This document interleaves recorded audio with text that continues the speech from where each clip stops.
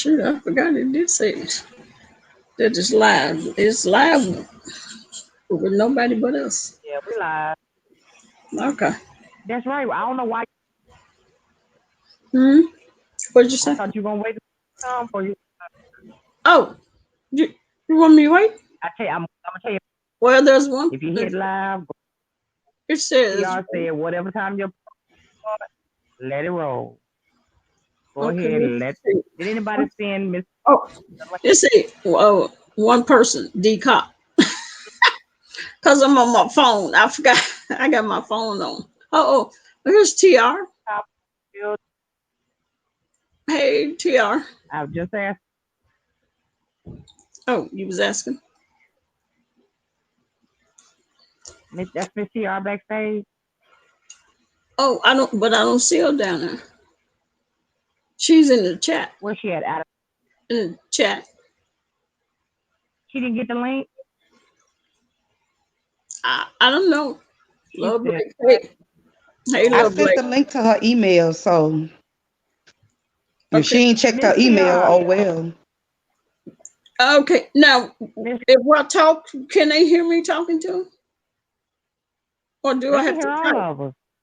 Huh? No, you can type. You can talk. You can type it. Oh, so they can. Oh, so they can hear me in the chat talking. I don't Yeah, have the you don't link. type. You Oh, talk. okay. She say Shay Yeah. say she sent it to you in your email. Was it Shay or you BTown that send the link that sent the link to TR? Shay. Oh, yeah, TR Love Shay said she sent it. Hey, little Blake. Love Blake, you ain't gonna speak to me?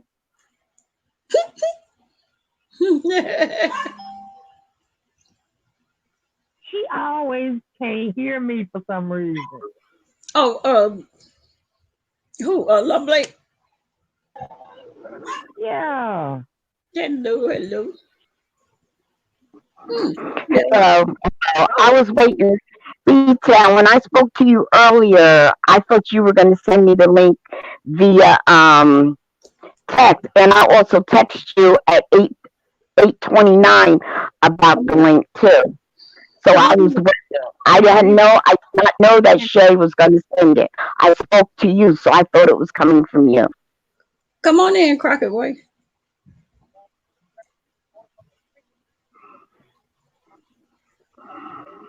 Yeah, he come in backstage.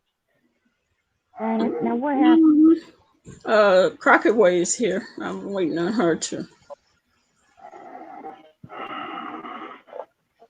Love Blake down here talking about. Hey, my love Blake. Uh, uh, uh,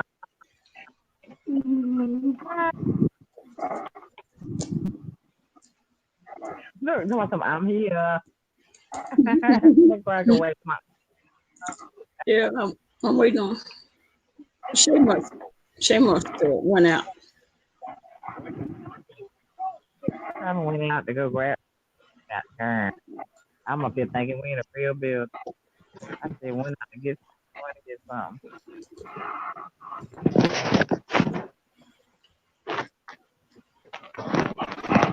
So when we do these things, it's going to come via email now. Because BTown, I was when I spoke to you earlier, I was waiting for you to text it to me. I didn't know. No one told me it was going to come via email. I was waiting to hear from you, and I text you at 8:29 asking you what was up because I didn't receive anything. So I was just Me and waiting. Dcop was already here online. We came.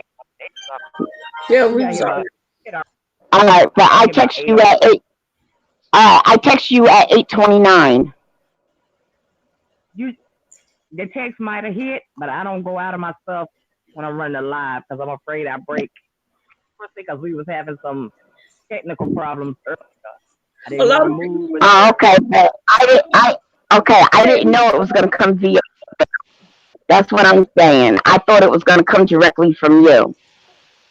No, things like links and stuff like that, they'll come email. even if it's coming to Okay. me, it'll come.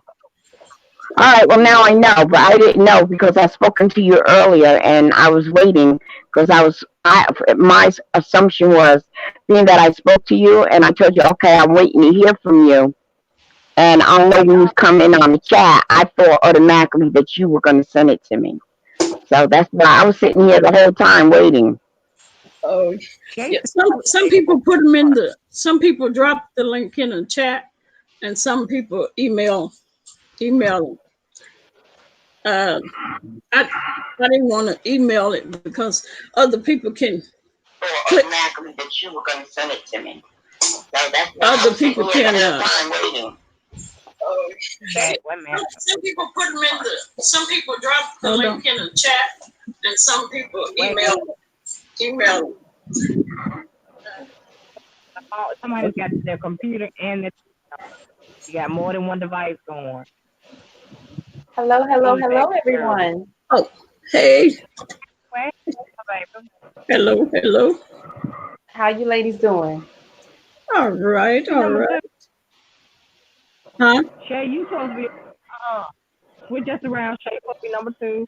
Don't try. You went out of here and got way back in the line. You say What? Huh? Because my phone, I was trying to do it on my phone and it dropped me off. So I had to run and go get the laptop. that's fine because cervical cancer plays hand in hand with ovarian cancer. That'll be fine for me to come behind and Dcop. That's fine. Okay. I don't have to tell all those extra symptoms and all that stuff. Dcop done already told it. Yeah, y'all making it easy for me. All right, I take it. Mm-hmm. What? Do y'all hear that noise? I don't hear any noise, but BTown sounds really, really low, like she's far away. Mm-hmm. And y'all hear me now? Now we Mm-hmm. live. You still sound really far away, BTown. Shay, you sound clear. And Something sounds like water's running in the background. Because I got these earbuds on that I can't hear, that like I'm underwater. Let me try something else. I think y'all trying to tell me my phone or something. Jeez. Hang on, lady. Hello, how you doing? In the kitchen with Lynn. Hey, love Blake. Glad y'all came. Dcop, we can hear the noise. Okay. They say they can hear the noise. Hear what noise? It sounds like some type of static with water running. Is this better? Yes. Oh, y'all can hear me better now. I can. Okay. I don't know about anybody else, but I can. Is this better, Shay? I can hear you. Okay, let me go with that. Let's see. Love Blake, tell me out there, did this sound better? Or that be the one I'll holler. BTown, you need to speak up. Yeah, because hers is low. Much. Okay. Let's see. We're waiting on what? Nicole? Yeah. Yeah, I'm emailing her now. Okay. I was say, go ahead and get started because she wasn't feeling well on yesterday. So I don't know what today may feel like, but yeah, she have been sick, y'all. Yeah, okay. because I think she getting over the flu or something like that, or got the flu. So, well, if she don't I just want to check. Or if she don't show up, then we'll just have an open seat. Yeah. Okay. What'd you say? BTown sounds muffled. I don't know why she sound muffled. I don't know what else to do either. She still sound muffled. I mean, I can hear. I can hear too. I hear you good. Yeah. Hello, Blake. Turn up those. How you doing, Carla? I'm glad you made it. Thank you for coming. I can even hear y'all better now. Okay. And it drowned out some extra sound too. If everybody put on a set of headphones, It'll make all that background noise will go away, and it makes it easier for everybody else to be able. Mike, just go pee. Just go pee. Right. Don't do that. The floor is yours, Dcop. Get some roaches over there. I'm sorry, what did you say?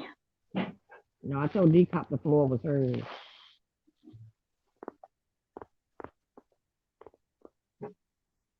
Did she freeze? She froze.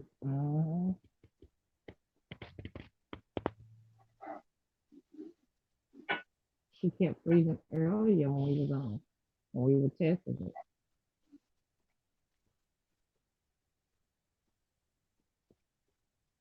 Yep.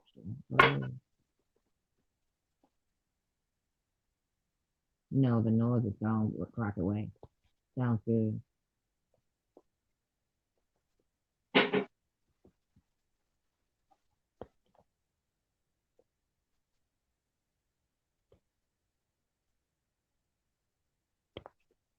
Okay, let's do it this way. Well, let's see when she come back in out of bed.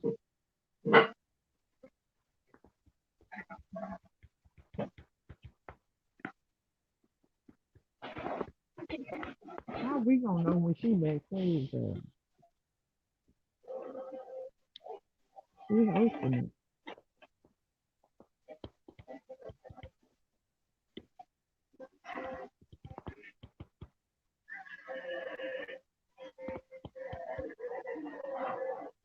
Well, hello, let me walk out.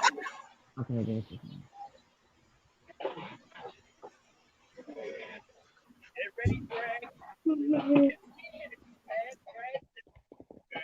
Turn your TV down, Dcop.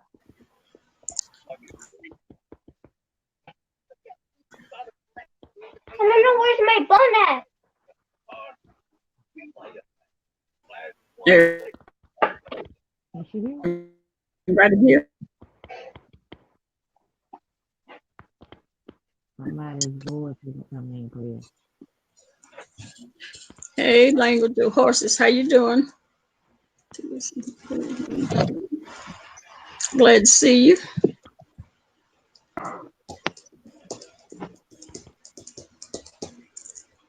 Y'all ready? Or are we waiting on somebody? No, we're ready. Okay. Yeah, let's just go. Okay. Let's see what we're gonna do first.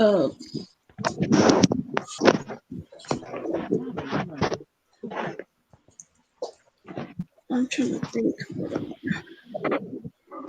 gonna do first.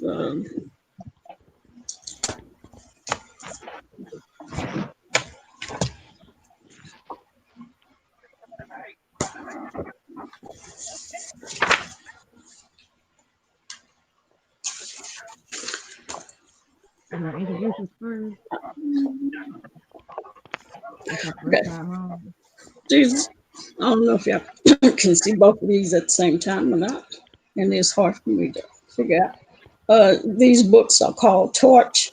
This one is called Torch, Still Burning Brightly. This one is Torch, and the initials are Tales of the Remarkable Courage and Hope. These books have 26 of varying survivors, their stories in this book. I'm trying to think what I'm gonna do first. Okay, I guess I'll start off reading. I want to read one story. Introduce the panel, I guess. Did we lose somebody? Yeah, I think you lost somebody. Okay. All right. Let me read. We lost BTown. She'll be back because she on her phone. That's why I had to get off my phone. Yeah. Okay. Okay. I'm gonna start out reading. I was trying to see, do I want to discuss some of the symptoms and all that before I read the story, or read the story and then tell us? But let me. Okay, I'll read the story first. Okay, this story is called "In God's Grace." I am a stage 3C ovarian cancer patient. The onset of this incident was so fast and serious that I still find it difficult to believe and accept.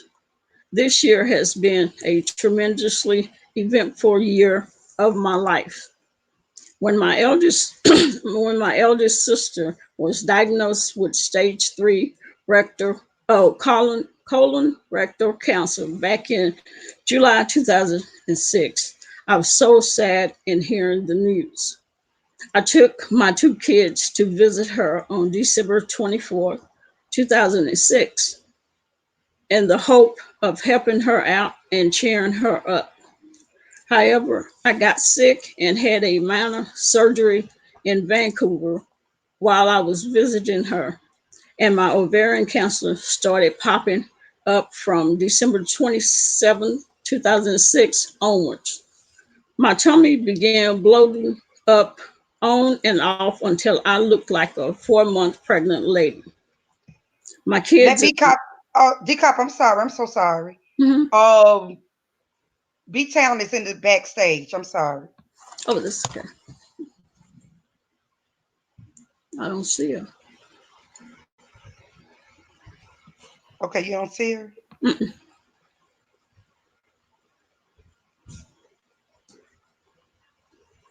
Yeah, I don't see her. Did she put it in the chat? Yeah, because I'm not seeing her.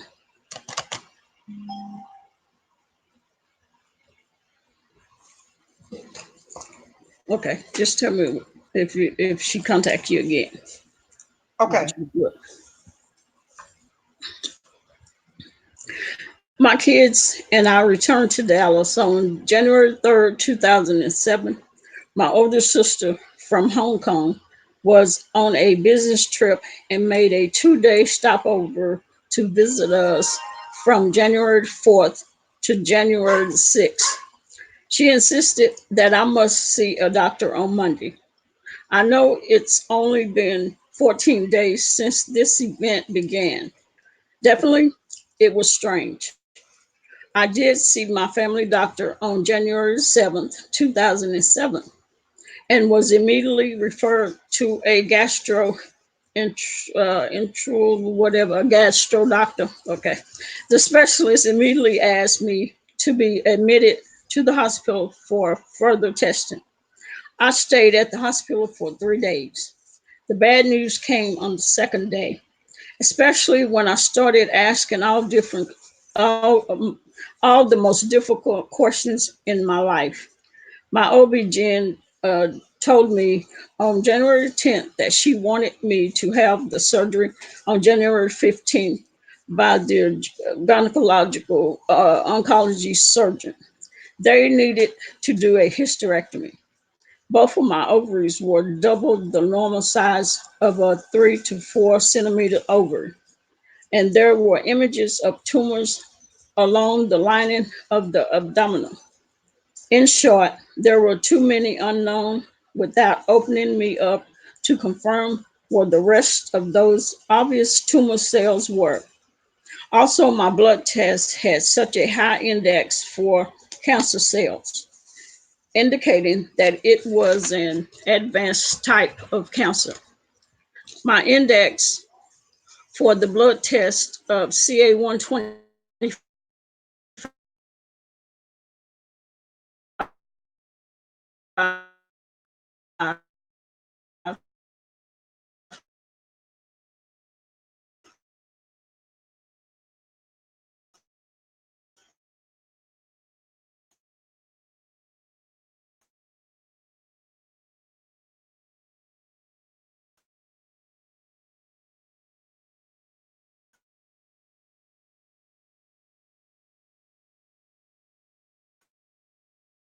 was AC.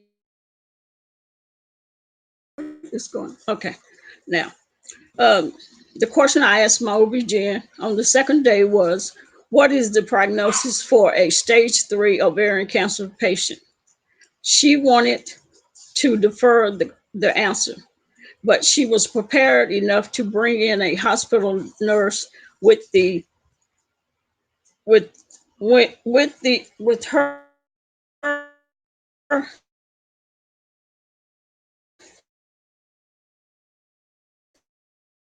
when she as a patient. Hopefully, with the fact that I am younger than the statistical age group, perhaps I may have a better survival rate. I remember I was shaking my body on my chair and was sobbing so hard that I couldn't quit breathing, or my sobbing was causing me to choke for a few minutes.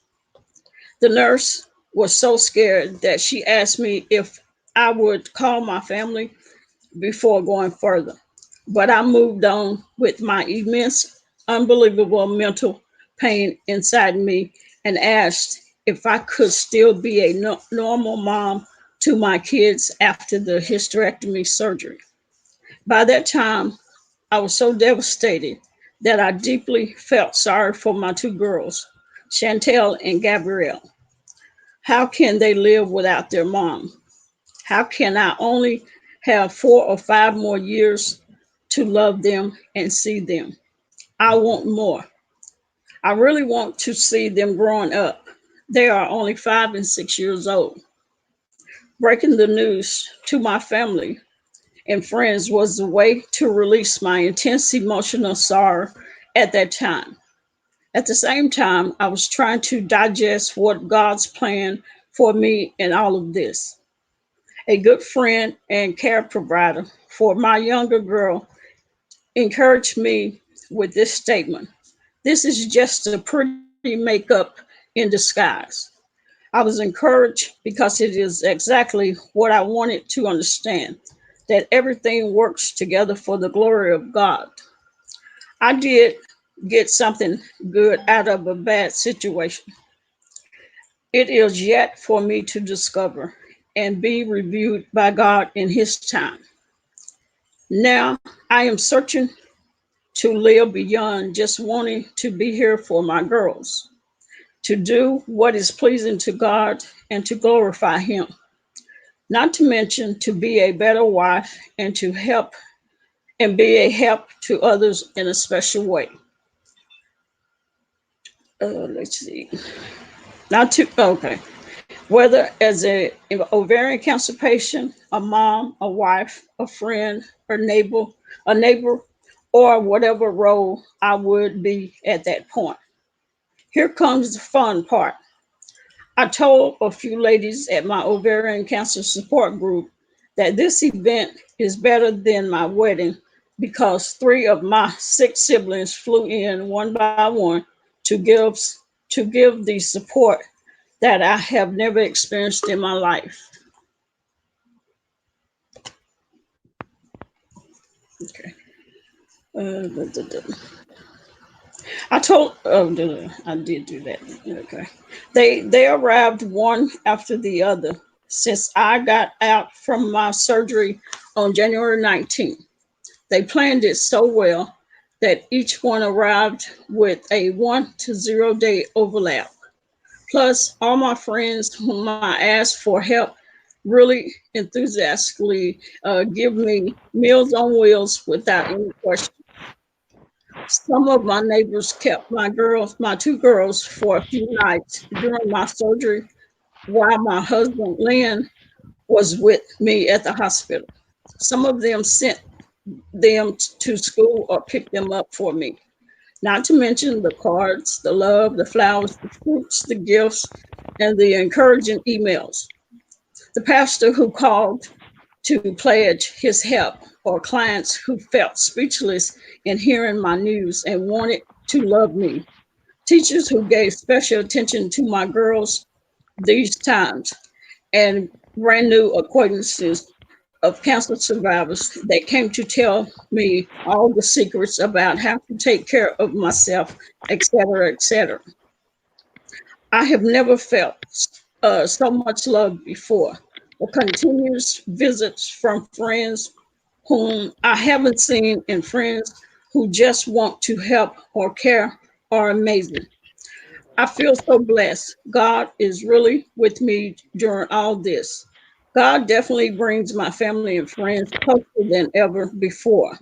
Yes, I am in His grace. To update my situation, I had a part, which is a tube incised into the upper part of my left chest, done on February the 12th, 2007. It is still sore and painful. This is done for the next 6 chemotherapy sessions starting tomorrow. Even though I have still not recovered fully from my hysterectomy, the doctors and I have agreed not to wait any longer because I have the most aggressive cancer in my body. There are 3 types of cancer cells. I have type 3, which is the worst. This bad news gives me the good news that they tend to respond to chemotherapy better than type 1 or 2. Please pray for me that the cancer cells will respond to the chemo so that they will all die. On the other hand, I need to have a good white blood count cell count before every chemotherapy session. Please remember to fight with me together in your prayers, and I will pray for you and send you hope. This story was by Olivia Chain. Great. I'm gonna give. Let me see if I can find my some of the symptoms. Some of the symptoms I'm giving is for ovarian cancer, and the readings is for ovarian cancer also. So, uh, there's ovarian cancer symptoms could be bloating, swollen tummy with pain, backache, irregular menstrual cycle, fatigue, a feeling of fullness when you eat, tuberculosis, painful intercourse. You can have constipation or diarrhea, indigestion, increased urination, lung issues. You could have shortness of breath, chest pains because of fluid around your lungs, and pelvic pain. The next thing, there's one test for ovarian cancer that they can give you, and that's called the CA-125. It's a blood test, and I know we're used to thinking that if we do our what is it called, Pap smears. Pap smears do not will not pick up ovarian cancer. So if you think taking your Pap smears every year is going to protect you from ovarian cancer, it does not. You'll have to get a CA-125, a transvaginal ultrasound, and there's another one. Oh, the pelvic exam. Sometimes, if a person, there was one lady that was doing she was getting a weight loss surgery, and once they started doing that surgery, is when they found the ovarian cancer. Um, there's a test for this is the only breast cancer thing that I know, and because ovarian cancer and breast cancer run together, because some people, if you have ovarian cancer, you may end up having breast cancer, or the other way around, breast cancer and you may end up having ovarian cancer. And the test for breast cancer is 2 names. It's BRAC1 and BRAC2. So it's spelled BRAC1, BRAC2. Okay, and the test that they give you for ovarian cancer is you have to take an ultrasound, a CT scan, or a sonogram, a PET scan, a let's see, a transvaginal ultrasound. Okay, and the three together is what definitely pick up your ovarian cancer. As I said, the pelvic exam, transvaginal ultrasound, and the CA-125.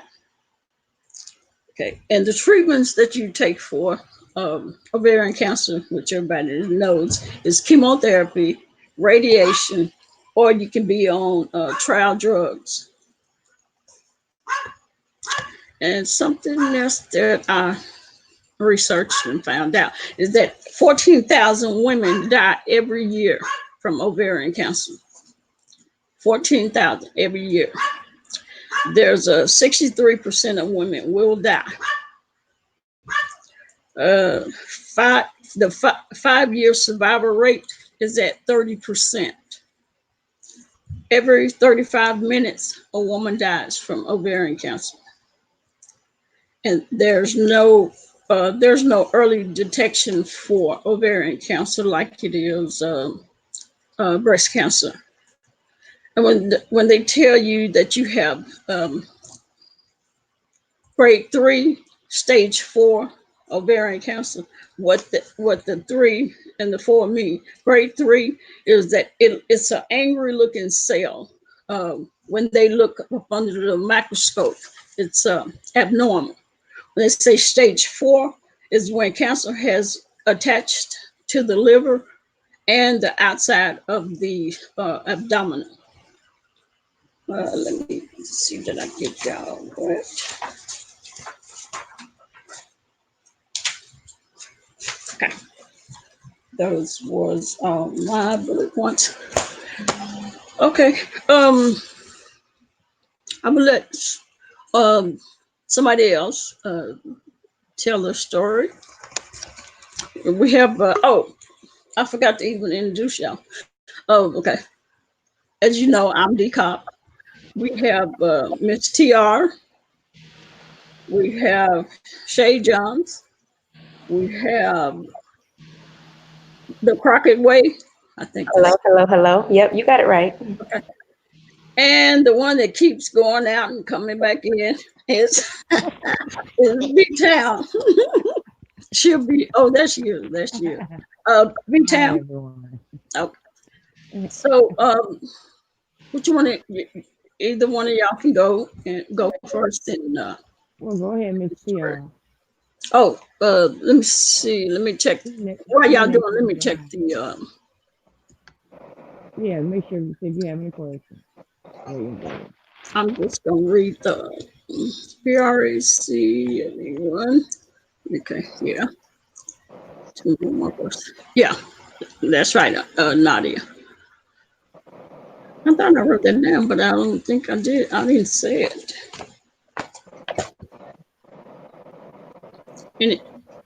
Anybody? Who's going first?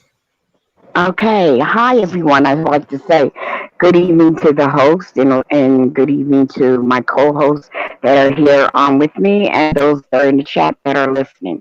My name is Miss TR. My channel name is TR Reality After Chemo TV. I am a stage 3 breast cancer survivor. I'm here to tell my story. My story begins with me having severe pain in both of my breasts, my right and my left breast. I kept putting it off, kept put off. The type of pain I had, it felt like something hot burning me, and then something that sharp that kept sticking me. And it was enough pain for me that when it happened, I would say, ow. So this was started around in February of 2010. And I just let it go and kept procrastinating, never went to a doctor. Then around in June, I started getting that type of pain. It was worse.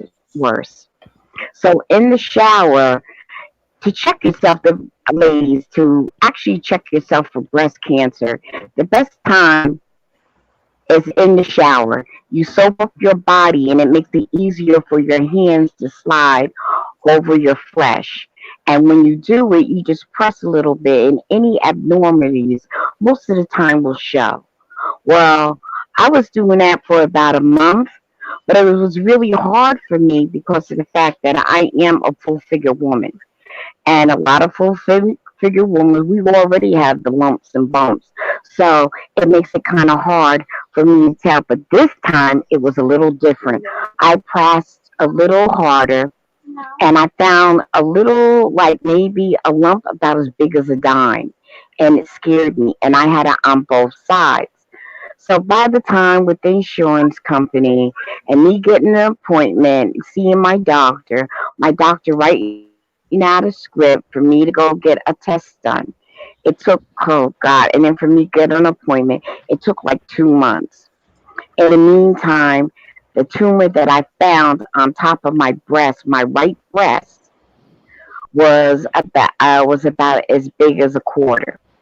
By the time I actually had and got all the information back and was seeing the doctor, it was about as big as a $50, and it actually protruded out of my breast. It took a minute with the insurance company, and they kept giving me the ring rough around and kept giving me the run around. I went and saw a surgeon. They told me that the breast cancer was very aggressive. I asked them what stage it was. They told me three, and it was very aggressive, and I had to have it taken care of right away. But they weren't acting like it. And then the surgeon wasn't really nice. He didn't have great bedside manners and stuff like that. So my cousin's sister, which is the oldest cousin, had called Cancer Treatment of America in Philadelphia, and she got me to talk to them. I talked with them. They allowed me to come down there for 3 days. Oh my goodness, it was beautiful there. They were very patient. And it was a godsend for me to go there. The surgeon said that he can get the entire tumor out without removing my right breast. He would be able to get everything out. I got the surgery done. They were able to gut out everything, and I still have my breast. And they were able to get all the lymph nodes out, and he says as much as he can. So I treated I had the surgery in the end of October. I started chemotherapy in December, the second week in December. I started that. And it went fairly well. I got a little sick in a week, but it wasn't nothing for me to actually boohoo all over. I still had the energy. What really shocked me was when I went through the process, it was December 23rd, 2010. I was out to lunch with my daughter, shopping, etc. And I had no idea that my hair was falling out and hitting the ground. I had locks in my hair. My locks were so long that they went down to my caucus bone. I can actually sit on my locks. My hair was literally falling out and hitting the ground. When I got home, I went to the bathroom. I went to wash my hands and look myself in the mirror, and all my locks were hanging off. I was devastated, people. I was devastated. I went in hiding for about 3 days, and then after I came out of that, I prayed to the Lord, and my daughter helped me cut the rest of my locks out my hair. I went completely bald. However, the information that I know now, as far as upkeep, ladies, when it comes to your hair, they didn't have in 2010. What I did was go on YouTube. This is when I first actually was active on YouTube. And I went to a lot of the drag queens websites, and I found out how to do my hair, how to do my makeup, because I lost my eyebrows and my eyelashes, so I learned that. However, ladies, I wasn't able to wear a wig because the wig was spinning around on my head. It had no tractions for me to be able to wear a wig. So what I did, I learned how to do head wraps. I learned how to do head wraps. I learned how to put my eyelashes on. I learned how to do my eyebrows. And that gave me my dignity. And for those that are out there who are just starting their journey, it's not the end of the world, ladies, or even men, because nowadays men are having this. But it took me over 2 years to fight. It was a struggle. Every time I did chemo, it took longer because I would get so deathly sick. My immune system was really, really bad, so I couldn't even fight off of a. I was doing some gardening and I pricked my finger off of a rose bush. It put me in the hospital for 3 days. That's how bad my immune system was. And I was in the hospital every month after I had chemo. And but praise God, I had a church that backed me up. I had family for support, and it's not the end of the world. However, ladies, cancer and breast cancer for women start very, very early in the early 20s. And I think the numbers are even good, numbers of age are going to be even lower. And the reason why I say this is because a lot of our children are young girls are being introduced to birth control at such a young age, and they're active. They're sexually active, which gives them a chance of having STDs, which opens up the door for them to have ovarian cancer, endometriosis, as well as breast cancer. And these hormones. And on top of that, the food that we eat, they're injecting the animals with hormones. And that stuff enters into our system. And I strongly believe that that's why many of us, and the road to cancer is so high because of what we're taking in. There's no minerals in the ground. The ground is polluted. The water's polluted. Where our kids are subject to lead, which causes cancer and other things of the brain. And our young girls are having birth control pills. And when I was young, that was one of the warnings. When you take birth control pills, there's a chance, the high risk of cancer.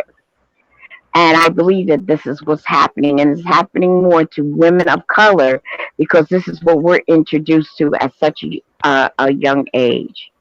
But it's not the end of the world. I ended up becoming cancer free in 2012, and it's been 8 years and still counting, and I'm still free. So that's my story. Okay. Mommy. Next. Oh, if you have any questions, put them in the chat, and some of these ladies will see them if I don't, and they will either answer you or give me the question. Hopefully, I can answer it. Anybody? Who's next?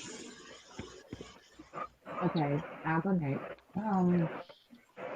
I I want to speak on coming in as a caregiver and of it as far as a cancer patient. Uh, This was my sister. BTown. Yeah, A little louder. I can't get no louder. Oh, can't get it. Okay. Can y'all hear me? Huh? Can y'all hear me? Can y'all hear her? This is loud as I always. can. She Change still the sounds color far of it. away to me. It may be. I don't know if it. I don't know. But I'm just gonna. Well, I'll make it short and sweet. I'm coming in on the caregiver end, as for my sister as a breast cancer patient. I do want to say this. People put a lot of emphasis on feeling lumps and stuff in your breast. It was different for my sister. She got a little bump on the outside of her breast that she thought was a blackhead, and she could not get it to heal. And she had did this. She kept trying to get it healed, kept trying to get it healed. By the time we didn't know this until her daughter told us. And by the time I went with her to the doctor, she had metastatic breast cancer, which is very aggressive. It does not take time to move. And I just want to say that she fought a good fight, even though it only left her here for 2 years with us. We lost her at the age of 43 with three young kids that I had to finish raising. Um, and ladies, if it just anything doesn't, ladies or gentlemen, anything doesn't feel normal to you, please have a check out. Please. No, it may not be cancer, but it's something. It's just not the norm for your body. Okay. And then for cervical cancer, which is January is cervical cancer month. I already have the video up, but you can go. It plays hand in hand with the ovarian cancer, but it can basically start from HPV. And I can remember I was in high school when that immunization came out. So you can be immunized now, but you don't have to so much deal with that. But can we say condoms, protection? Please get your shot for this HPV. Okay, thank you. Okay. Next. Shay, the Crockett way. Okay. Oh, okay. I want to speak about the. Can y'all hear me? Just to Yeah. make sure, because Yes, I swear it yes. sounds like I'm underwater. I swear. Okay. I want to speak about when I went to the doctor and and how I found out that I may have it ovarian cancer myself. I'm just waiting on my test results to come back because I asked them to do a full panel test run on me for any cancers. So I know those tests take a little bit of time. Trust me, I call them mostly every day to find out that. But I was actually listening to Dcop read the story. And I was walking around the house. I had my Google Home on and I was listening to her. I was trying to clean up and listening to her actually read the story. And when she got to speaking on the symptoms, I stopped because every symptom that she was reading in the book, I actually had those symptoms or experiencing those symptoms as we speak. So the same day, because I can make a doctor's appointment on the app that my doctors use. I can make an appointment 24 hours. I scheduled me an appointment for January 6th. I did all the testing. I spoke with my doctor and told them. Um, they actually sent me to a cancer. I went to the cancer center. I had the symptoms that Dcop had on her community wall. So I screenshot it and I showed it when I went to the doctor. And they was like, I told them out of 13 of these symptoms, 11 of them I experienced out of the 13.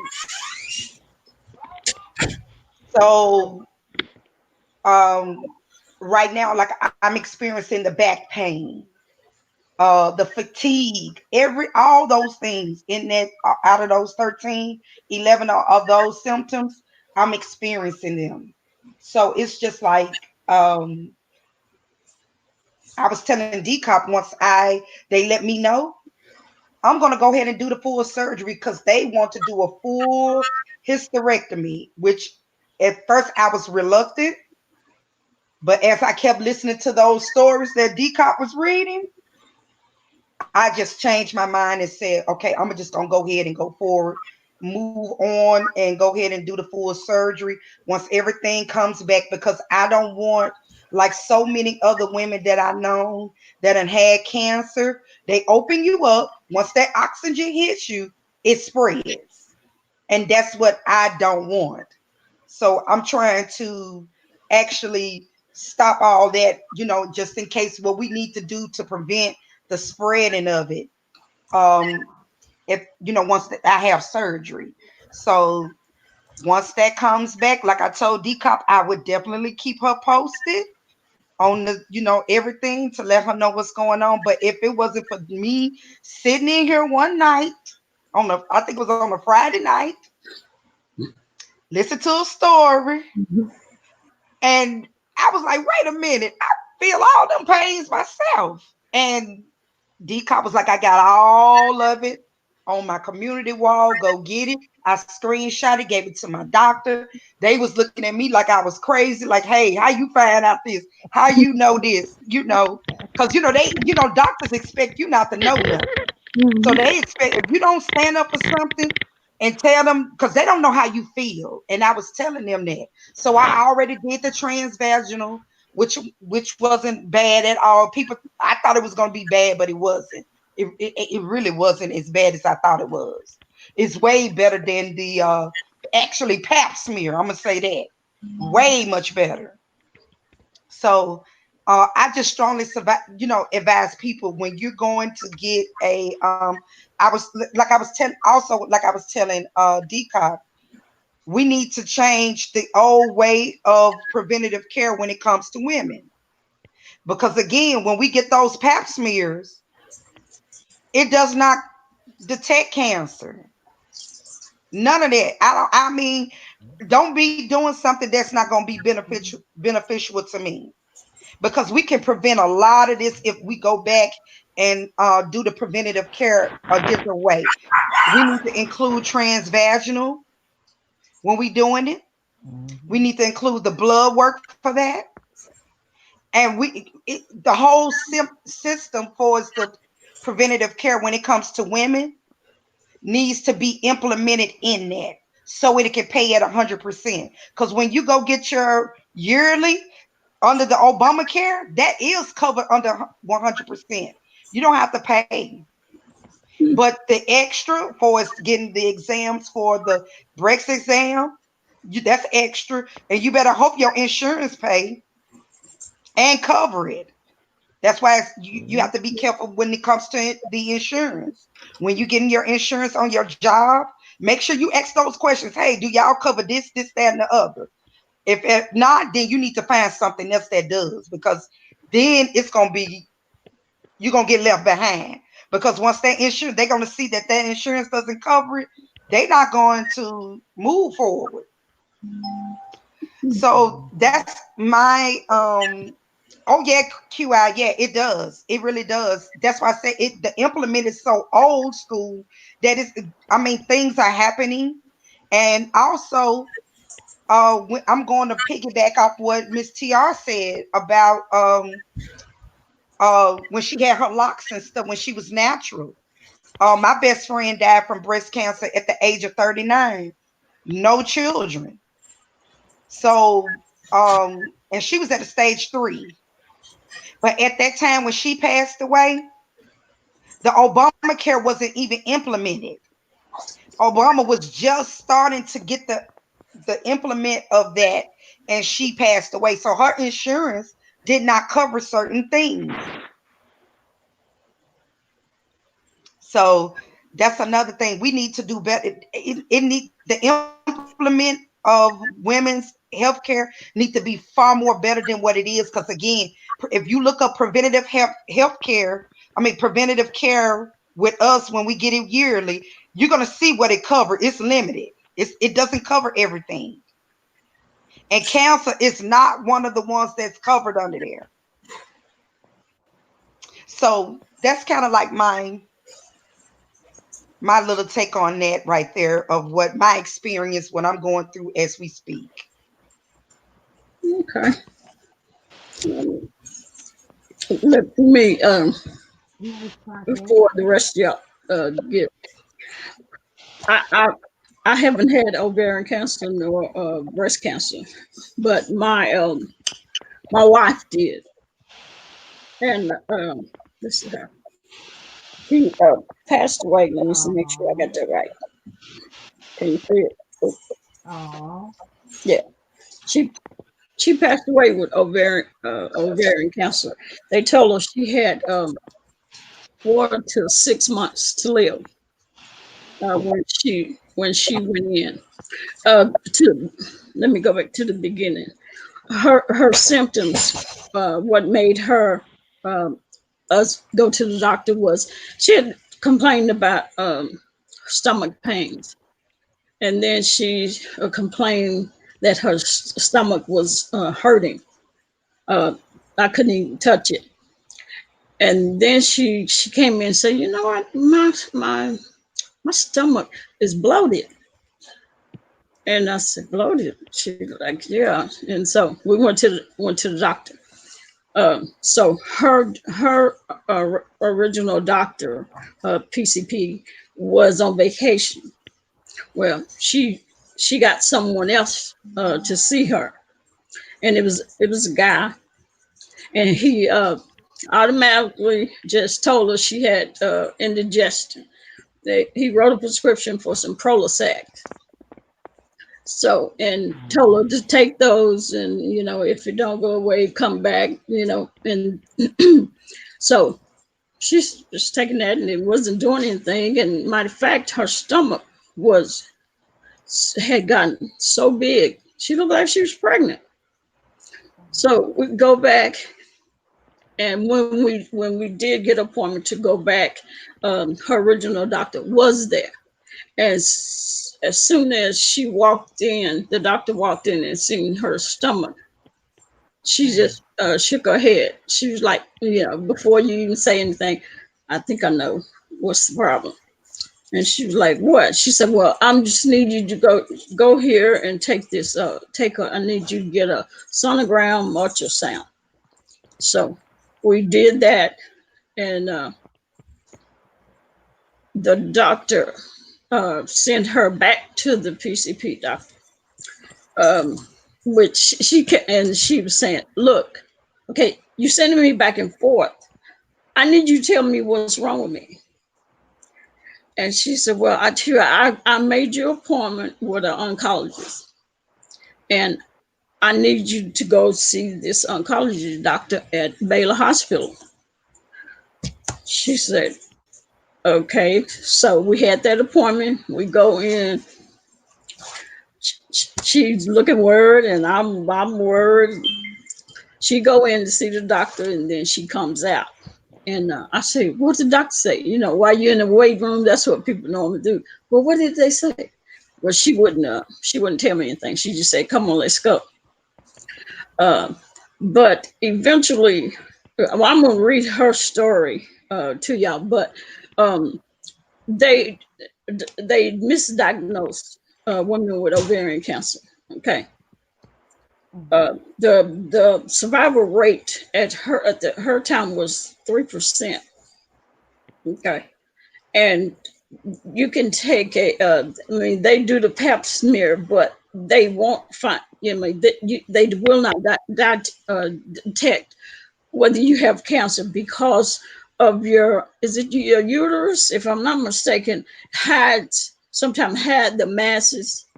Okay, that's why you need a sonogram or ultrasound, and it would usually pick up and show the masses. But yeah, B was the type of person. She went in and she told the doctor they were trying to give her that run around, and she said, "I'm gonna sit here until you tell me what's wrong with me." And they eventually had to tell her that she had ovarian cancer, and she was not a happy camper. She was a mad person. I mean, she was mad because she said she had jumped from a burning plane. She had got out of a burning house. She was struck by license. She served 2 tours at the Desert Storm in the military. She was in the Air Force and the Army. And she say, "And you tell me cancer is gonna take me out." That's how it is. But yeah, I just wanted to tell let y'all know how I know about ovarian cancer, because I lived it with her, all the pain that she had gone through. She didn't suffer like most people. She didn't, not at all. Um, and but she passed away at home. uh, with me. Um, but she lived 7 years. They said 4 to 6 months. She lived 7 years. So, and it was a good 7 years. It was a good 7 years. So, all right, next person. Hello, everybody. So, for those of you who don't know, my name is Lena Crockett. I am a content creator on YouTube. Our channel is called The Crockett Way, and I'm also a nurse. Um, and I've been a nurse for almost 5 years now. And I haven't necessarily worked on the oncology unit, but I have cared for patients who have cancer, either post chemotherapy or post radiation, so after treatment. And I just want to talk about some of the risk factors for the development of cancer. There are many risk factors, and these are some risk factors that we can actually see in our own lives that maybe we could possibly change in our own lives and in the lives of our family members. One of the hugest, the greatest risk factor is age. I know that may be hard to believe, but if you really take a look around, um, a lot of people who develop cancer are older. I'm not saying that younger people don't develop it because Shay, you just said that your friend was 39 years old when she passed away with cancer. But age is a huge, huge factor, and I think the increased risk for people over the age of 65 is very apparent. If you're over 65, your risks of developing cancer is a lot greater. And a lot of times, those risk factors with age are attributed to the body's processes slowing down, accumulation of free radicals, and a decreased immune system, and also hormonal changes in the body. So that's why age is a huge factor, because those things that I just mentioned are age related issues. Another risk factor is gender. Um, just like you mentioned, Dcop, you mentioned that I believe you did that men can also develop breast cancer as well, or Miss TR, I think you did. Men can develop breast cancer as well, but women are at higher risk of developing certain cancers, obviously, because they have the organs, the cervical cancers, the ovarian cancers, and things like that. Another risk factor is geographic location. So depending on where you live, if you live in a rural area where there's a lot of um, I don't know, things in the air, things in the soil with farming, or if you live in areas where it's bigger cities like California where there's smog and all those kinds of things, that can also increase your risk of geographical of cancers from geographical locations. Another risk factor is genetics. Um, Genetics accounts for approximately 15% of cancers. So some of you may notice when you go to the doctor, what is the first thing they ask you when you have a physical screening? They ask you, do you have a family history of this, this, and this? Because a lot of the cancers are linked to our background, our family, our ancestors. Um, Another risk factor is immune disturbances. Some viruses tend to increase the risk. Some viruses, such as um, Epstein Barr, genital herpes, papillomavirus viruses, those can increase the risk of cancer. Also, hepatitis B and human cytomegalovirus virus can also increase your risk. So you definitely want to make sure that you're out getting checked for all of those things, because they can increase your risk. Another risk is race. It is known in the community that African Americans have the highest rate of certain cancers. So, and also they have the highest rate of mortality and morbidity, because what is the issue in the African American race? A lot of us don't like to go to the doctor and get these tests done to prevent cancers that are preventative. Okay. Another risk factor is tobacco use. Tobacco use is basically up there with age, as far as the highest risk of developing cancer. Tobacco is Tobacco use is bad in so many cases, because not only does it cause the development of cancer, but it also causes development of other issues with the body, diabetes, immune disturbances. disturbances. So tobacco is definitely something you want to steer clear of. Even secondhand smoking is considered a risk factor for developing certain cancers. And I know some people say, well, um, you know, I don't have to worry about developing cervical cancer because I smoke. People always link tobacco use to lung cancer, but that is a myth. Tobacco use can cause a bunch of different cancers in your body, even with secondhand. Another risk factor is alcohol use. It serves as a promoter in cancers of liver and esophagus. So when combined with tobacco, risks for other cancers are even higher. So if you smoke and you drink and you're African American and you're a female, your risk factors quadruple. Okay. And another risk factor is diet. Mr. CR, you had touched on this and you hit it home when you mentioned about the animal products that we put in our body. Over the years, we've noticed an increased occurrence of cancers than ever before, and it has a lot to do with the foods that we put in our body. And it has been shown to correlate with some cancers. Diets high in fat, low in fiber, and those containing nitrosomones, which is a product that helps preserve meat, um, increases the risks of certain cancers. So, guys, just keep that in mind. The risks increase more when they're compounded with other risks.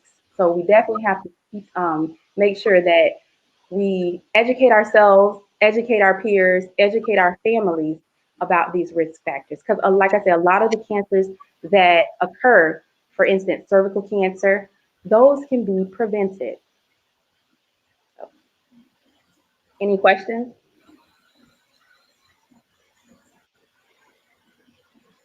All right, Ms. Dcop. Are you right? Oh, I got one thing, y'all. I mhm. forgot to touch on. Also, they just found out that relaxers and semi and permanent hair dyes Yeah. also triples Yep. the risk of ovarian cancer and breast cancer. Yep. Okay, this has been looked up by the Boston, I think Boston University did the study, My and sister they did it in already died. white women, Latino women, and African American women. In Wow. Latino women and white women, it was like 3%. In black women, it was 38%. That's a huge, Wow. huge, huge Wow. That's difference. a huge number. Yeah. So Yeah. while we Sister round sister here here died. But no, using the creamy not. crack, as Chris Rock said, we Mm-hmm. might need to let it go. While we round here trying to color our hair, we Mm-hmm. may need to let that go, because again, that's why. And then they saying the study is when we put it in children's hair, little girls' hair. That's when they started to have abnormalities with their where they need their irregular periods and stuff like that. They start to experience that as well. Mm-hmm. So relaxers, Yeah. and African American women, relaxers, hair colors, stop using it because of the carcinogens that's in it. So that's what I wanted to put, because they just came out with this study in October. Okay. Yeah, yeah, I seen that one about the hair dye. The other Hmm. thing I was gonna say about ovarian, the age.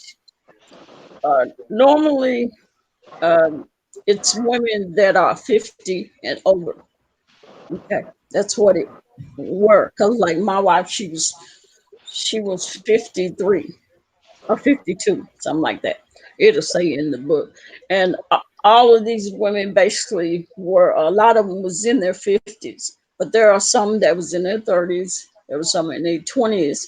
And yesterday I was researching and reading stuff, and I seen that, which I didn't know, there was a 9-year-old girl that had ovarian cancer, and a 13-year-old girl that had ovarian cancer, and a 22-year-old girl that had ovarian cancer. I Hmm. was blown away. a 9-year-old child to have ovarian cancer.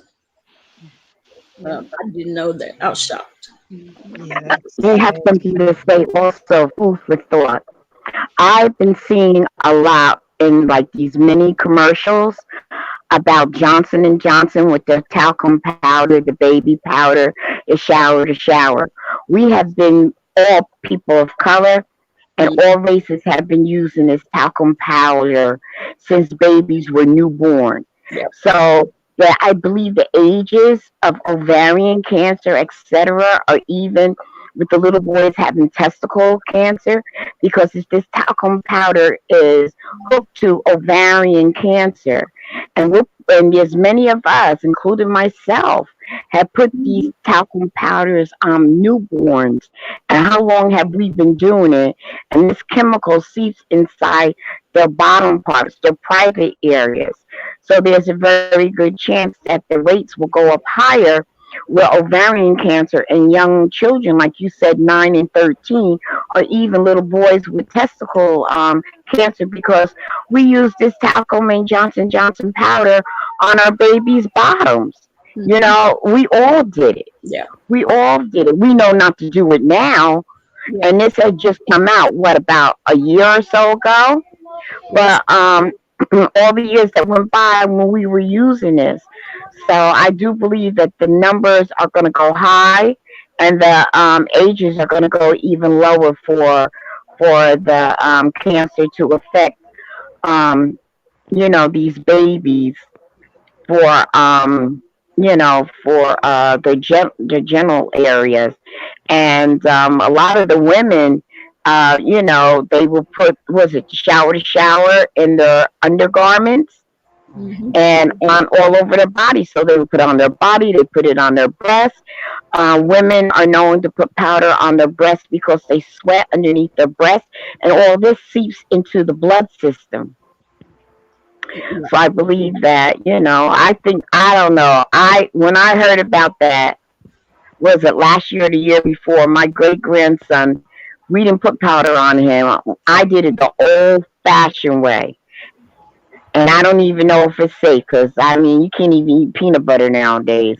I would put regular Vaseline on their bottoms when I was changing the pamper, because I figured that that's what I did when I was a kid. I would oil their bodies up with Vaseline for their skin, and when they go to the bathroom, so it could roll off. But we wouldn't put the powder on our little ones' bottoms at all. And it's just sad that these companies are doing things, even down to sanitary napkins, has a lot to do with ovarian cancer and tampons.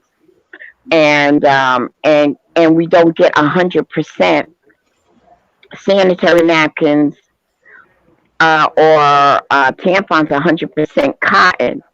They have all these little tricks that have absorbents, so there's no leakage, but there's chemicals in it, in the pad, in the tampon, to do this. And then when you use it up in your body, especially tampons, then you end up with toxic shock.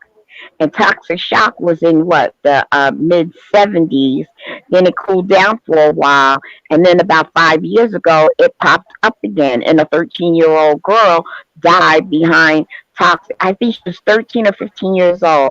I did a whole segment on it when I was on the radio show, and she died toxic shock. And people think because you wear a tampon for a good while, no. Anytime you insert certain things up into the body, immediately it goes into the blood system. So as far as hair color, I read about that about 3 months ago, and it's best, just to go natural. And I can understand people of color getting cancer behind putting chemicals in their hair, because we straighten our hair. We're starting to go more natural now, but we put chemicals, relaxers in our hair. We don't want to get the gray and getting old. Me, I don't care. I put a wig on my hair and it covers it. But a lot of people are not okay with their hair turning gray, and they want to color it. They said if you're going to color it, put a rinse in. And there's certain natural rinses. Some people are going more towards henna. different things like that. To me, I'm lazy, so I'm not going to do it. It's easier for me to put a wig on my head. And that way I could be any woman that I want to be. But it's really safer to really start reading your products or go back to the way it was with great grandma and start making your own products to put in your hair. If you can't eat it, then you shouldn't wear it. Yeah. Yeah. That's it. I'm gonna jump in and say this. Q, I was talking about the Johnson and Johnson lawsuit that they have. I think they got a class action, and also, and I did that. I have attorneys for that same thing for not for me, but for B. So it's been going on for like 5 years. But that's definitely true because I still have the they want you to keep the baby powder in the shower to shower. So that is a thing because they have they have metal particles in that baby powder, and how it could possibly give you ovarian cancer is putting it down there on babies. It goes up in their vagina, and if it has the metal particles in it, it's in you, and that's how a lot of the women um, that have ovarian cancer because they abuse that, and we do it.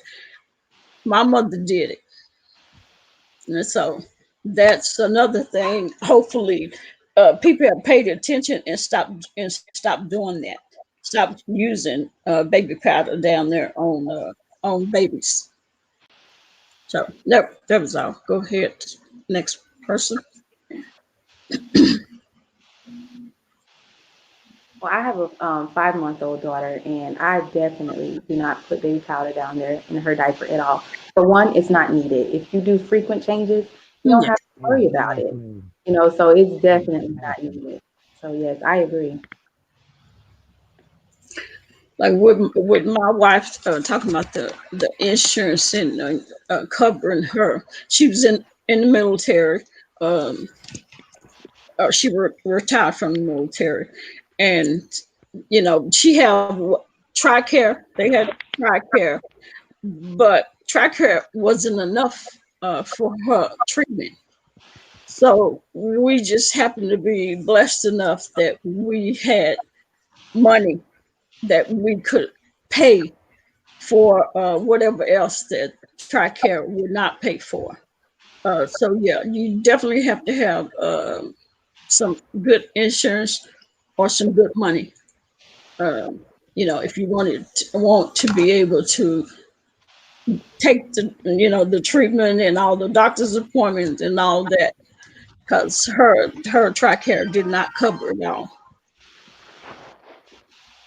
Decap, we have okay, the people down in the chat are making some valid points. Simply Yeah. Ace Heart says there were metal particles found in baby food, also Gerber baby foods. And that's something I also heard. And that's why I decided to make my baby's baby food at home instead of Ooh, in a jar at the store. So yeah, simply a sweetheart, I heard that as well. wow. I Yeah. didn't hear about Wow. that one. Mm-hmm. Amazing. Let me say, It's an anti-inflammation diet. Critical truth. Yes, I agree with you. A lot of the issues that we face now are all due to inflammation. So critical truth says get an anti-inflammation diet. So what would you suggest is anti-inflammatory food? Well, I take turmeric. Hmm. I have turmeric pills that I take, one in the evening, and I mean one in the morning with my regular vitamins, and I take prenatal vitamins. I don't take regular vitamins. Ever since I had the cancer, it was agreed for me to take the prenatal because it had everything that I could possibly need. Right. Hmm. And then I take the turmeric. And turmeric is for getting, it gets rid of all the mucus and the inflammation in your body. It gets rid of the mucus, Mm-hmm. which is part of the inflammation, as you know, in your body. And because my bones, I have bones issues from the chemo. The chemo affected my bones. It also affected my teeth. My Mm-hmm. teeth were literally loose in my mouth. I had to have surgery. The chemo did that to my mouth. It also gave me PTSD, and I suffer with anxiety, and I don't sleep at night. All while I was doing chemo, I was fine. After I finished radiation from all the medical and every medicines that I was on caused an imbalance in my system, and they're still trying to get it together. So I go through a lot of blood work, trying to figure out what meds to take. And believe me, if I don't take my Ambien or the Seroquel that they have me on, I stay up and I don't sleep. The other day I was up over 24 hours and didn't sleep. I finally slept this afternoon, Wow. and I slept for about 3 hours, and that was it. So when you're going through these cancers, you do need to have some type of support system, and not just with family. You go in and out of depression. The medication that you're on brings such an imbalance, and you're going through so much.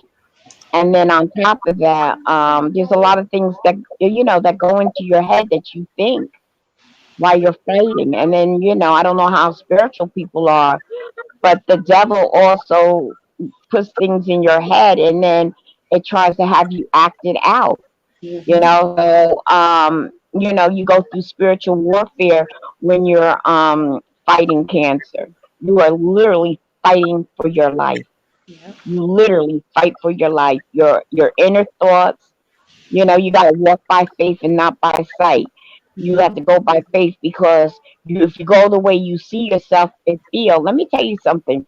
When I was in the hospital all the time, I didn't allow visitors.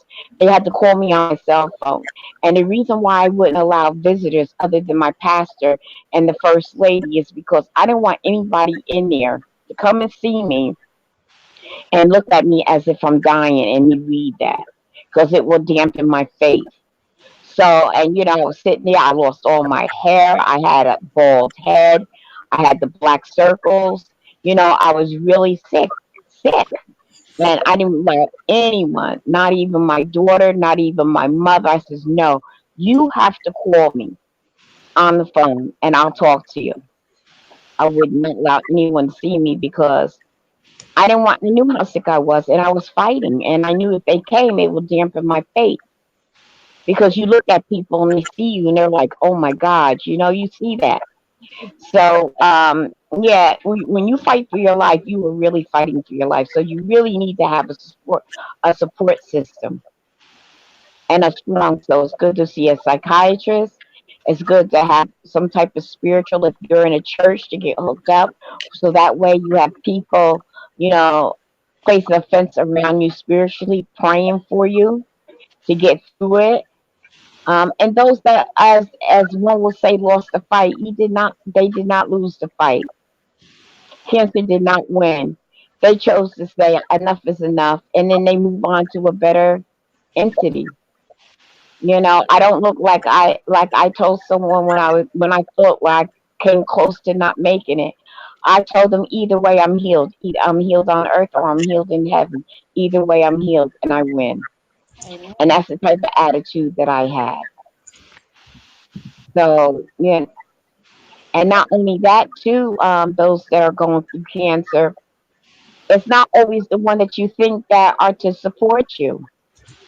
The one man, when I got cancer, you would think I had AIDS or something. The way everybody just cut me off, and I didn't understand it in the spirit of God. I mean, not everybody can handle that. Not everyone can handle it, and He put the right people that He wanted in my way to assist me, not the ones that I thought that would be there for me. He assigned the right people to be with me, to help me, that believe like I do. The same with the doctors. They line themselves up to what I believe. The doctors that came in and checked on me, they weren't supposed to talk doom. If you didn't have anything positive to say, you didn't tell me nothing. Don't tell me nothing because I'm only gonna go by faith. So I don't want to hear it. So, and that's how it was done. And then my doctors would come and said, "Look, you're gonna be fine." That's all they kept telling me. We're gonna beat this. You're gonna be fine. And that's what I went on. So they lined themselves up to what God said. I believe that God said that by the stripes of Him, I'm healed. And like again, like I told my daughter, if I make it here on earth, I'm healed. If I don't make it here on earth, I'm only supposed to be here. This is not my permanent destination anyway, and I'll just be healed in heaven. That's all. Because I am a believer and I'm a child of the King, and I strongly believed in that, and I stuck to my guns. So again, for those who lost loved ones, I'm sorry to hear that, but they really didn't lose. They just received their healing in heaven. That's all. Not to make light of it, but to look at it in a way that this life here is not our permanent destination. We're aliens here. We're only here for a short length of time and just to make the best of it. And Dcop, you said the 7 years were good years. So she left you with good years, and that's a blessing. And Shay, you're looking into it, and you came into the right chat at the right time to hear what God had lined up for you to listen to. So you were able to get that. So you got God behind you. That was only God. God's behind you with this. And regardless of what the outcome is, you're going to be fine because you're going to have a support system. Absolutely. Mhm. So, Absolutely. All right. As I said, Are you really valid points about your psychological state when dealing with cancer. Me personally, I have not experienced cancer, and I know a few people who have, but I don't know their every struggle. But I know that when it comes to your your how you think and how you feel, it makes a huge difference. I've known people who have had cancer and passed on, but they've kept that positive mindset. They kept that positive mindset, even in the midst of it all. And I know it was difficult for them, because I do truly believe that cancer not only attacks your body, but it also attacks your spiritual and mental state. But I do encourage those who are struggling to stay encouraged because how we think and how we feel makes a lot of difference. If you feel bad, guess what? If you think that you feel bad, you're going to feel bad. yeah.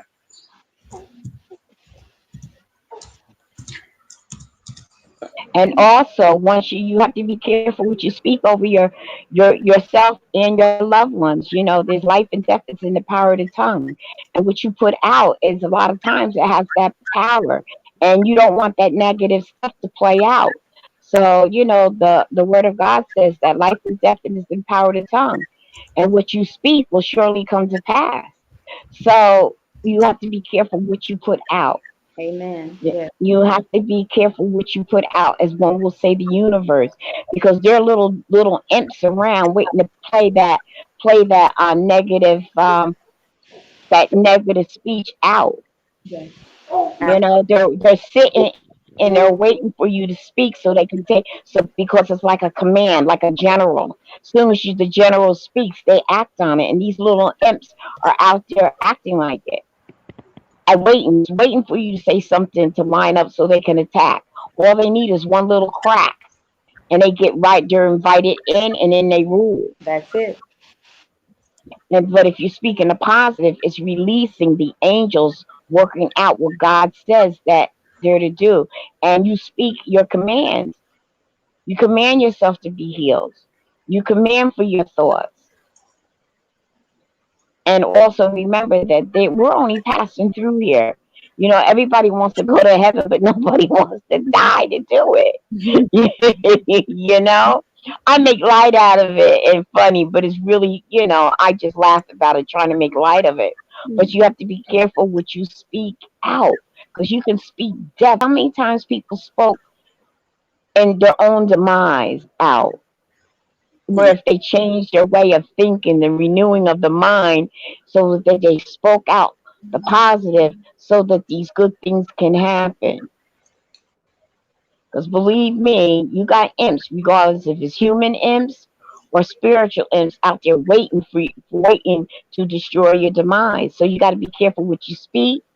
You got to be careful what you say to people, because not everybody is on your wavelength. And when you're sick with cancer, you have to put up that fence. Certain people you cannot allow in your circle. You know, my mother was a Jehovah Witness. They don't believe in heaven. They don't believe in healing. You know, and I proved her wrong. And I said to her one time, I said, "Ma, what did Jesus say to Thomas? Who do you say that I am?" Because I said, "Ma, you saw the proof on how the Lord healed me. I don't care about what the sister said in your congregation. What did you witness? You witnessed the healing of the Lord that came up over me." And I said, "It's no different than what Jesus said to Thomas. Who do you say that I am?" And he said that you are the Christ, the Son of the living God. So who are you saying that I am, Ma? I am the child of the king that the Lord had healed. That's who I am. And when she told them this, they looked at her like she was crazy. But I told her that you go by what you see. Nobody can tell me anything different that Jesus didn't heal me, because I went through it. I went through it, and I'll tell anyone, you walk by faith and not by sight, and get yourself hooked up with people that will line themselves up to what God said. Yeah.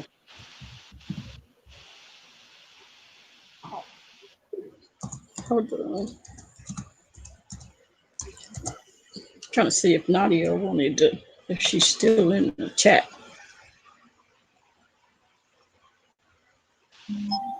Do any of you have any questions for the panel? Yeah, they're asking the question. Um, no, I think. Let me see. Is Shay And reading oh, it? there's someone that made a comment, and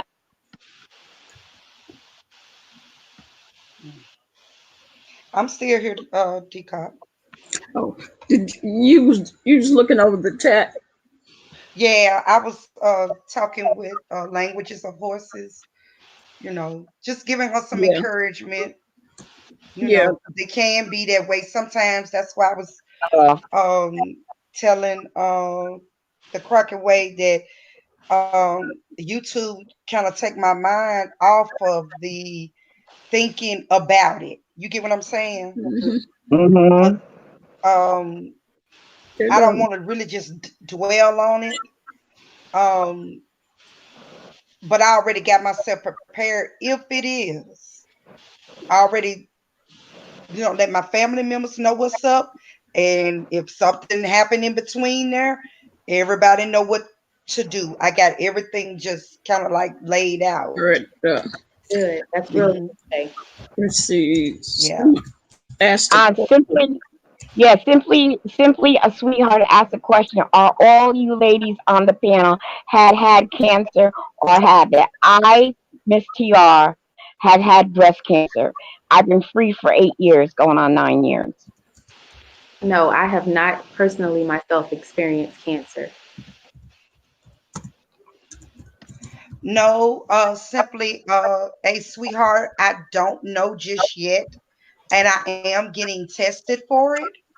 So I'm going to share my journey. That's why I start my YouTube page so that I can also share my journey if it is because of like I said, the symptoms that Dcop was reading in her books and also had put on her community wall for us to, go and look at.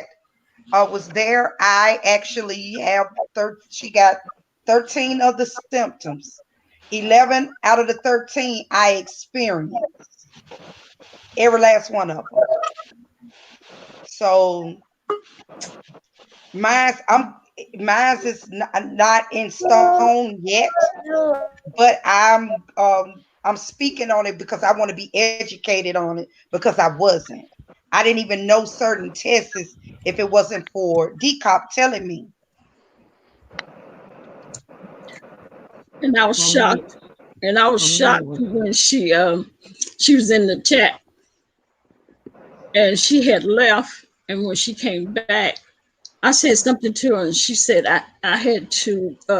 I was crying. I had to leave, and I didn't want to cry, but for her to cry, it was either maybe somebody had cancer, and she was getting emotional, or maybe she had it, was going through it, or something. But then she told me I have some of those symptoms, and I'm thinking, okay, she have some of them. I'm thinking a couple of them, and I'm also thinking because we as women, when I'm reading this book, I'm reading these. I'm telling you these symptoms. Uh, you'll start because I did the same thing. I was like, oh, I said, Leah, you know what? My stomach was hurting also. I was like, oh, and I felt bloated. I still having these phantom symptoms.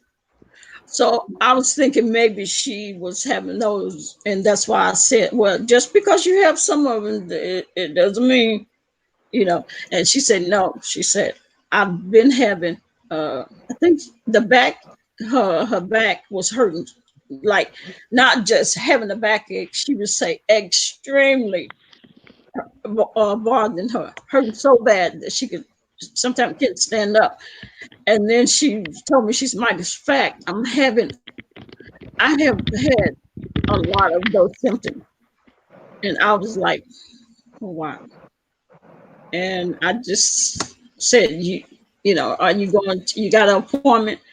And she said she either she already had one or she was going to make one. There was another woman that's on here that said she had, was it her or her daughter? I think it was her daughter. And I think she's not old, but she's a kind of young girl that's having those some of those symptoms. And she said she made an appointment that next day. I don't think she have gone, taken her to the doctor because she promised me she would tell me, let me know what was what. Then we had another woman that was listening from the bushes to clouds, and she stopped in. She came in the chat and she said, "You know what? My mother was just diagnosed with ovarian cancer 2 days ago, and it's kind of hard. You don't want to say anything that'll make a person emotional. But I asked her, do she know if she was she stage 3 or 4? She said her mother wouldn't tell them anything about it. Just, I guess she just told them that she had ovarian cancer. But she did give me an update not too long ago. She said her mother is taking radiation, um, and that was basically all that she knew or could tell me. So I don't know. Most of the time they give you chemo and then radiation. Sometimes it depends. Sometimes doctor prefer you to have the radiation to try to shrink the tumor, and then do the chemo to kill the Kill free the cell. radicals. Yeah, to kill the cells. It really depends. But I was reading that language of horses. Hmm. You have to change your line of thinking, sweetheart. I see that you have wrote some things here in the chat. I'm going through it, and I don't know if you're saying that you went through cancer or something that had you go into depression. But whatever your situation is, it will only stay there if you choose to stay there. You fight back. You got to speak positive. Do not speak your doom, because when you start speaking your doom, you start believing in what you're thinking, and really nothing is going to work because your body starts lining up to what you're speaking up out of your mouth, and you don't want that. So, it says, I refuse. You said that you have never been the same. I will never be normal again. That's not true. That's not true. Everybody's normal is different. Everyone's normal is different. Okay. And everybody's situation is different. I was able to be fine, and then there's a couple times it was touch and go. But if I was believing in the bad things that was happening, I would have succumbed to it because it would have gave up my fight. But as long as you're breathing, God is giving you new blessings every morning, and you have that chance to make it right. So you have that chance to make it right. Right in your body, right in everything that are around you, and just count your blessings.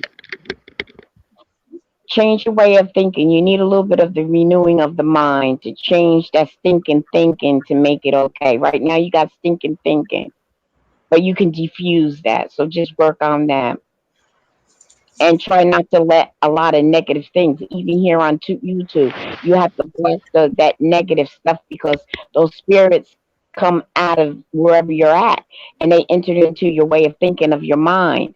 And that negativity starts putting negativity inside your body. That's why the Lord also says to be worry of nothing. You worry, you get sick. If you get sick, it breaks down your immune system. If your immune system breaks down, then your organs can't work, and then it all falls on back to back. And then next thing you got somebody giving you your last right. So we have a nurse in here that will tell you when it starts lining up and the body starts breaking down, and then your organs start breaking down, and you start giving up. You can't do that. Give it to that stinking thinking, and you'll be fine. Yes, yes.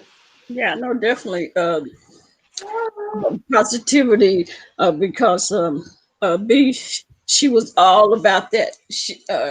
Her family members or anybody that said anything negative that came out their mouth, she will put them out.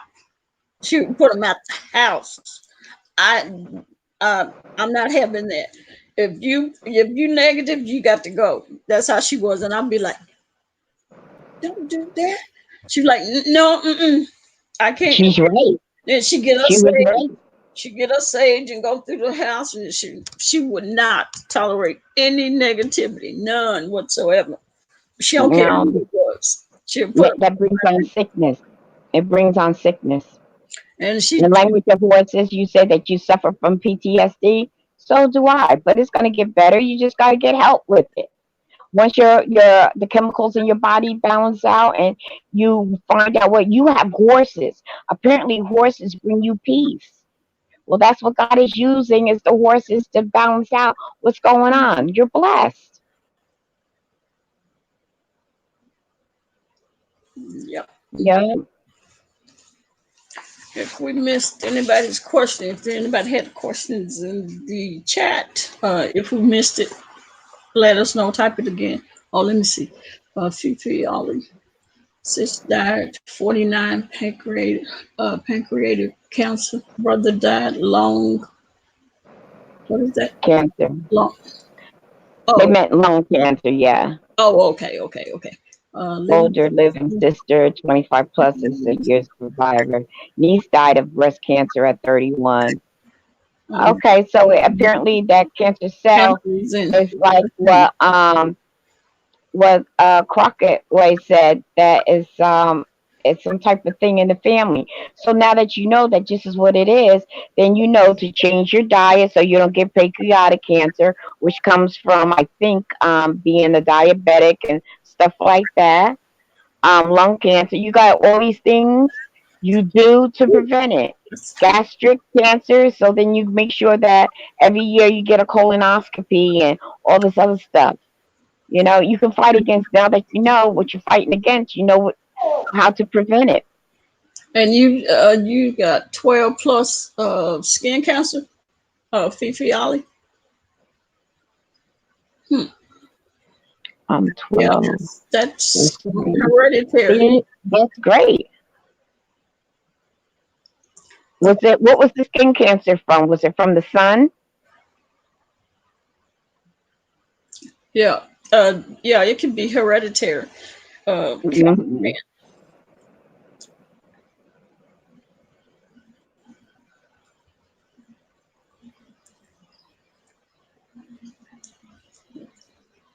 Wow. Yeah, that's well, that went through a whole line of people. Yeah, Mhm. simply, sweetheart, cancer is hereditary. It depends on the cancer. Most cancers are hereditary. Hmm. So that's why it's important that you get the screenings um, that are out there. A lot of screenings are age related. So, some doctors, they won't automatically do a certain screening until you reach a certain age. But like in the case of PCOE, you may not have reached that age for certain cancers, but you definitely need to stay under the doctor getting different tests done because Hmm. it's very prevalent in your family. So your risk of developing it is a lot greater because it's extremely prevalent in your family already, and it's different cancers. So your best defense is continuously getting those screenings done often. And your doctor will tell you how often you should get certain screenings done. Yeah. And QI, you said that right. That's one thing you need to. Women should know their body. They know their bodies better than the doctor, and that goes to leading me to say this: if you have some of those symptoms, or whether it's two or three or four or 11 or all 13 of them, um, and you go to the doctor, because I know this woman that she did the same thing. I don't think she is going to the doctor like she should. She's young. She have been going through this for like 4 years, where she feel full. She can't eat anything. Um, she had that pain in her stomach. I mean, to the point that she had to call the ambulance to come to get her and take her to the doctor. Now this been going on 4 years, and I told her, uh, you need to go to the doctor. Okay, she did. She went to the doctor, and her doctor refused, because I was reading this book at this time. I was reading it online, and she started listening to the symptoms, and she got really scared. And then she told me what was going on with her, and I said, 4 years. She can't. She don't go to the bathroom. She don't do number two. I mean, for months and months and months, and it's been 4 years that she. The only way she can use the bathroom, she have to drink. Is it? It slipped my mind. It's the stuff. If I'm not mistaken, it's the stuff they give you during the colonoscopy. What is it, Mary? The Yeah, magnesia. Mary? Is it Mary? no, it's not about the magnesia. It's a special liquid that empties out your colon just before you get a colonoscopy. Okay. Well, she has to drink. Mhm. She has to drink that stuff. Uh, that's a prescription for her. Yeah, it's a clear. It comes like in a lot. You have to drink it, and it cleans out your colon to prep you for a colonoscopy. Yeah, Yeah. but she Mhm. she drinks that as like medication I take for migraine. She drinks that as a medication, because she don't go to the bathroom at all, and she get a prescription to get the gallons of that stuff. Now this been going on 4 years, and Yeah, the doctor wasn't listening to her. no, The doctor wasn't listening to her. and Yeah. still won't. And I told her to call me when you're at the doctor, and I will talk to that doctor. I said, because I don't think you have to force these doctors to listen to you. Right, right. Shay, See, we know she didn't have parasites. She had ended up with ovarian cancer, and the doctor was not listening to her. He should have sent it to an oncologist right away or special testing, and she he didn't do it until it was too late. she has gone to I don't know how many doctors, how many specialists they have sent her to anything. She's gone to her gynecologist, but the gynecologist will not give her the CA 125. And for anybody else that's listening, you have to force them. You have to force them to give you those tests that you need to know if you have ovarian cancer. Because every one of these symptoms that I read, here is 14 of them she has. Yet her gynecologist will not give her the test. Will not. And she have said to them, I'm paying for it out of my pocket. That's how bad she need to know if she have ovarian cancer or not. I hate to say it, but I feel she does. Cop, what state does she live in? Uh, I think New York, New York. Hmm. and she she has the bloating. She lost weight. She have the tummy pain. Her back hurt. Fatigue, tuberculosis. Okay, when she went to a doctor, that's what he diagnosed her as having, tuberculosis.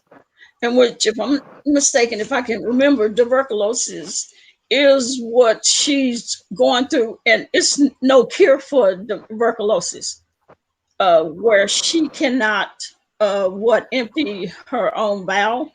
Um, she has to, that is a lifetime. There's no cure for that. um Crockett, do you know what tuberculosis is?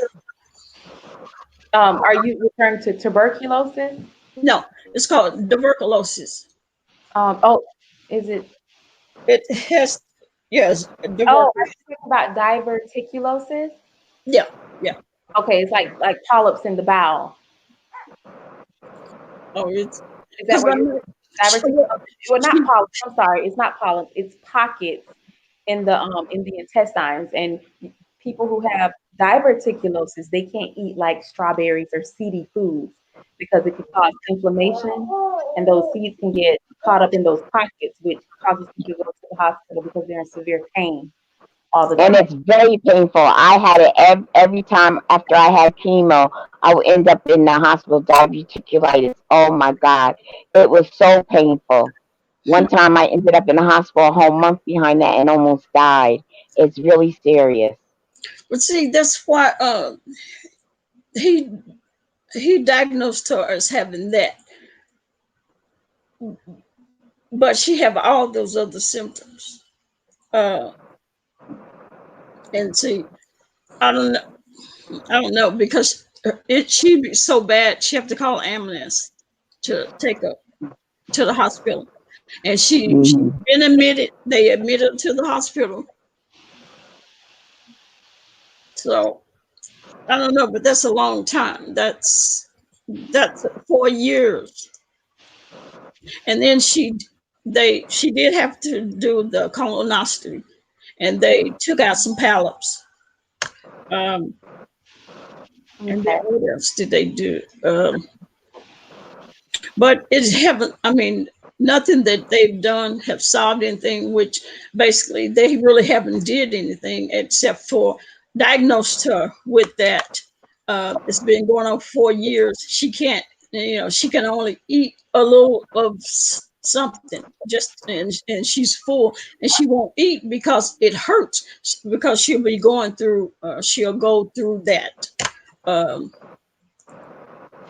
so Stop. Let me ask you: have they? Because there's The really one constipation. true way to detect cancer. Only one true test to detect cancer, and that's with the biopsy.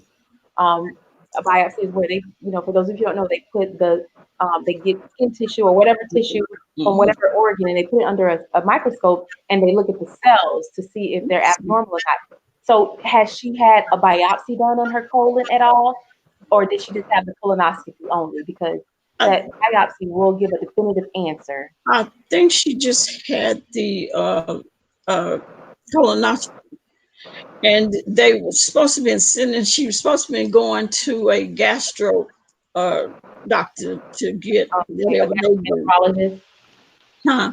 a gastroenterologist. Yeah. Yeah. Uh, but I haven't talked to her to know if she went to that appointment or not. And Right. she's scared. I mean, she's scared. I mean, I would be 4 years. I was like 4 years. That's a long time to live like that, being young. And she's talking about her stomach is just swollen, be bloated. I don't know what I don't know what else to tell her. I mean, I basically just said you need to go. You need to go back or tell that doctor, that OB-GYN, you're gonna have to find you another doctor if she does not do the test that needs to be done, so you can find out if you have ovarian cancer or if you have whatever else that you have. But you know your body. You know that your body, that you're not right. That's not right. The way you feeling, all the pain, all these symptoms. Mhm. I, Absolutely. I don't know. I don't know what. Let's see. Shoot, you next, Doctor. She Um, see. PCOD mentioned gastroparesis. That her symptoms do sound like gastroparesis, and basically that's just a portion of the bowel that's just not working properly. Either it's not getting the proper blood flow that it needs. Feces can't get through properly because that can cause a lot of issues and cause anemia, weight loss, and also bloating. So, you know, Gastroparesis. I read about that yesterday, it's and then very, very, very painful and I most was really I was nauseating. thinking, Yes, okay, it could be that, and I yes, hope, I hope that's what it is instead of so this is Cancer. Reese's.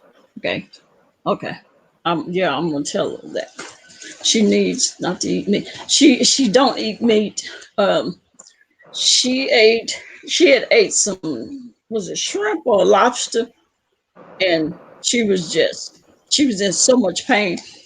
I told her, call 911 and call the ambulance to come and pick you up, you know. And that's like anything that she eats. That's why she won't eat, because she knows she's going to hurt like that. So I'm gonna tell about the gastroparesis. Okay, yeah, I do that. All right, I'm going to read this last story, which I told y'all. It's my wife's story. Uh, take a good look, because she says some crazy stuff. So in her story, and it's called "Living the America Dream." Today is my 52nd birthday, a day I really didn't think I'd live to see. You see, I was diagnosed with stage 4 ovarian cancer and offered no hope of surviving beyond 3 months after the initial diagnosis. That was 2 years ago. Like many liberated women of my era, I was living the American dream: free, black, successful, and very much aware of how many deaths were related to the various types of cancer. My journey began in April 2007, the day of my diagnosis. My symptoms began months prior to my 50th birthday. I undeniable had a textbook case of ovarian cancer. I was gaseous, immediately felt full after meals, suffered loss of appetite, developed abnormal menstrual cycles, and finally developed abdominal swelling and bloating. I was treated for everything from acid reflux to parasites, and was even told that I was pregnant before undergoing a simple blood test that could have saved my life.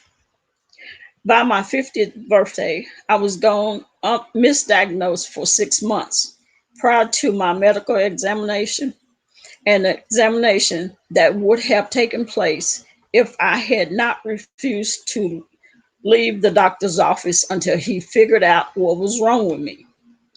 Only then was I scheduled for a colonoscopy, and the thoughts of cancer arose. I underwent the colonoscopy which found several nodes for nodes that were deemed non-cancerous in nature. However, my symptoms continued and grew even worse. As luck would have it, I returned to the clinic for further treatment when a female physician, one I often saw, but who had been out on vacation and was just returning. She took one look at me and my bloated stomach and immediately asked when I had had a mammogram. I replied, "You know that I have a scheduled medical exam annually, so what's the deal?" With that look in her eyes, she immediately ordered blood work and scheduled an ultrasound and a CT scan for the following morning. Morning came soon enough, and I was off to the imaging facility, not knowing what to expect. The staff was courteous and all went well until I lay on the small exam table and the ultrasound began. My background is in the field of technology, so I'm familiar with the images projected by the ultrasound. I could see the large mass, and it wasn't good. My heart sank. At some point, I choked down a bottle of barium and proceeded on to the CT scan. All I could visualize was the size of the mass located in my abdomen. Within 24 hours, I was referred to Baylor University Medical Center and Dr. Carolyn Matthews. It's okay, love language horses. By now, I was mad as hell and wondering why a correct diagnosis had not been made sooner, especially since I showed all of the known symptoms of the disease. Sadly, I had no idea just how bad it would be. I knew that I had to tell my family and those closest to me what. As my partner, Dcop, and I entered the Baylor Salmon's Cancer Center, the sound of the revolving doors rotating behind us seemed endless. The sight of so many cancer patients, young and old, stiffened me, and the smell of chemotherapy was gagging. We made our way to the second floor, where I was to meet Dr. Matthews for the first time. My only thought was that I really hoped she had her act together. My sister Beatrice and Decop were seated in the outer reception area as I proceeded back into a small confined room, housing what seemed to be a very large table. Facing me was a plastic sculpture of the female reproductive organs that indicated the various stages of ovarian cancer. Within 10 to 15 minutes, a young nurse introduced herself to me, provided me with numerous documents to complete, and asked me if I had any questions. My answer was yes. What exactly is wrong with me? Up until this point, no one, including my physician, had said the word cancer. She looked at me as if I was crazy, and I looked back at her just as stupid as I could and asked, "Well," bless her heart. She looked deeply into my eyes, took my hands, and said, "Darling, the doctor will be with you shortly." Time seemed to stand still as I sat there staring at that plastic sculpture. Finally, Dr. Matthews came in and introduced herself to me. Her voice was soft and soothing, and I immediately felt at ease. Our conversation progressed, and I again asked the question, "What's wrong with me?" She looked puzzled and said, "Test results indicate a large mass on your right ovary and quite possibly ovarian cancer." I was stunned. I didn't hear another thing she had said. At some point, I was scheduled for a biopsy. As I made my way out of the patient area and back to the waiting room, I could see Dcop listening to her iPod. I tapped her on the shoulder and simply said, "Let's go." She asked what the doctor had said, and my reply was that we'll talk about it when we got home. I asked her if she was hungry. I decided we'd go to our favorite Mexican restaurant for food and a multitude of Long Island iced teas. All the while, I was contemplating just how I would tell everyone what was going on, telling my friends and family. Once home, I sat and told Dcop what the deal was. Cancer. Dcop, a little shorty who's cute as a button and the type of person who internalizes everything, was now staring at me in total dismay and asked, "What do you mean, cancer?" My only reply to her was, "Yep." We sat down on the couch and just shook our heads. I've been shot at, I've been mugged, I've been knifed, I've been ran over, I've been struck by lightning, and I survived the airplane crash and 2 tours in Kuwait during Operation Desert Storm. Now this, what the hell? Now it was time to tell the family. I began by calling my youngest sister Beatrice. Now Beatrice is the smooth, sophisticated type who's damn good looking and smart as a whip.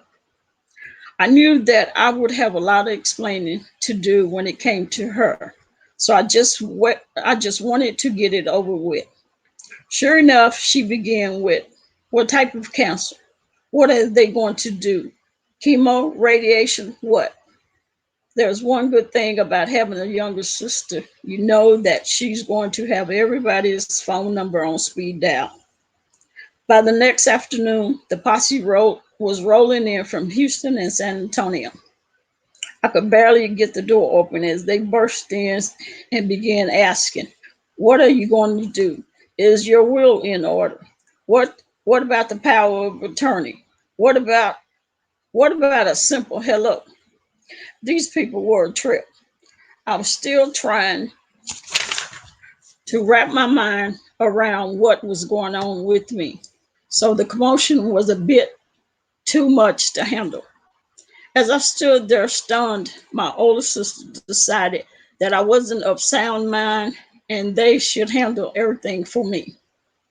I immediately let them know that my mental state was just fine. Everyone had instantly become an authority on cancer as well as my life. This was becoming a stressful situation in a very short time. By day 3, I had enough of them, and they realized it.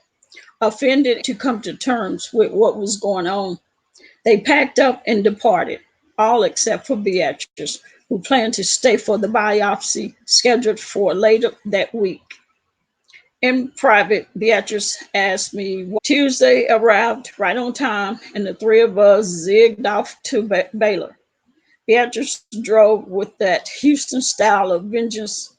Dcop rode shotgun, and I hung on for dear life in the back seat of the GMC.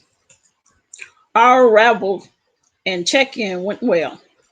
I dressed in that nasty little gown and awaited transport. I was so hungry. I rolled up and down the hallway only to be parked in line with other unfortunate patients. After about 15 minutes, it was my turn. What did I expect? Here I was on the table being prepped with this guy sticking needles into my abdomen to numb the area. Well, I have to tell you, they didn't use enough of that numbing stuff because I came right off that table when they began to stroke up and down with that sampler collector. My eyes were nailed to the ceiling, and I was visibly going into shock. I was cold. I was ice cold with sweat pouring off my body. I recall being restrained as they drew the last sample. The doctor attempted to explain what was to happen next. However, I really didn't care. I just wanted to get the hell out of there. When I returned to my room, I found myself alone. Dcop and my sister had gone out in search for food since none of us had eaten. Alone, my thoughts were of how lonely and sad this place was. Hours passed before I was informed of the results of the biopsy, um, which indicated malignant cells. We all just dropped our heads. At some point, a CT scan was conducted, and I was scheduled to meet with Dr. Matthews. Dr. Matthews, my stomach was swollen, and I had dropped approximately 80 pounds within the past 6 months. I entered the exam room where the sound of Yanni offered a smooth serenade, and my doctor drank her herbal tea. This meeting with Dr. Matthews were more informative, and we discussed a plan of action. I was in stage 4, meaning the cancer had spread to other organs. I was to immediately begin chemotherapy and no radiation. The tumor was massive with a CA125 off the scale. I then asked about the life expectancy of an individual in stage 4. Her response was that normally ovarian cancer, if caught in the early stages, has an average lifespan of about 5 to 7 years. Since my cancer was so advanced and aggressive, the odds of 5 years were slim. And in reality, it would one day at a time. I staggered out to the waiting room and discussed the conversation with Beatrice and Dcop. By now, they both knew not to ask me too many questions. My thought pattern, a living hell, with 6 hours of chemotherapy and blood tests every week. This went on from April to June, and the chemo wasn't working. We tried another drug. Now, every Monday, it was blood work and chemo. This one's not working either. By now, I looked like a 5'7" naked chicken. My stomach was hyperextended and filled with fluid to the size of a pregnant woman carrying triplets. And my hips looked like two pieces of bologna flapping in the wind. My teeth appeared to be larger than my head. I slept most of the day and prayed for the remainder. I suffered severe constipation in the beginning and finally was able to experience relief only after taking every known laxative. My God, this is insane. One day, as I stood in the shower, unable to see my feet because of my swollen belly, I cried out that I wasn't going out like this. I asked God to free me from this disease, and I chose life. Family and friends continued to rally around me, being as supportive as one could imagine. Daily, I received calls and cards from my sisters and coworkers. When I was hungry, the doorbell was always ringing, and there would be someone just on the other side of it bearing food. When my spirits were at the lowest, I would receive prayer in the forms of letters and emails from friends and strangers. When my yard needed tending to, the young boy down the street from whom I had mentored would cut it. When I looked like hell, the girls and I would do lunch, and they always built up my spirits. Lastly, as I endured hours of chemo, Dcop was by my side, making sure all was good. It was now September 7th, and none of the drugs were working. The CA125 wouldn't drop, and finally, hopes of a trial drug were offered. I was taken off chemotherapy prior to entering the drug program, so I decided a road trip was in order. Since I was deemed terminally ill, then I would go out in style. I began by having 6 liters of fluid drawn off my stomach so I could move around a little better. Purchased my dream car, a Jaguar X8, XJ8, bought a road atlas, withdrew $5,000 out of the bank, and bought 2 bottles of whiskey and 2 6-packs of Coke and headed on our way to points unknown. Of course, Dcop wasn't going to let me drive alone, so she became my road dog. We traveled to Oklahoma and experienced their centennial celebration, gambled on the penny slots, and floated through Brooktown. Next, we traveled throughout the hill country, ate rattlesnake chili, and listened to a very bad country music.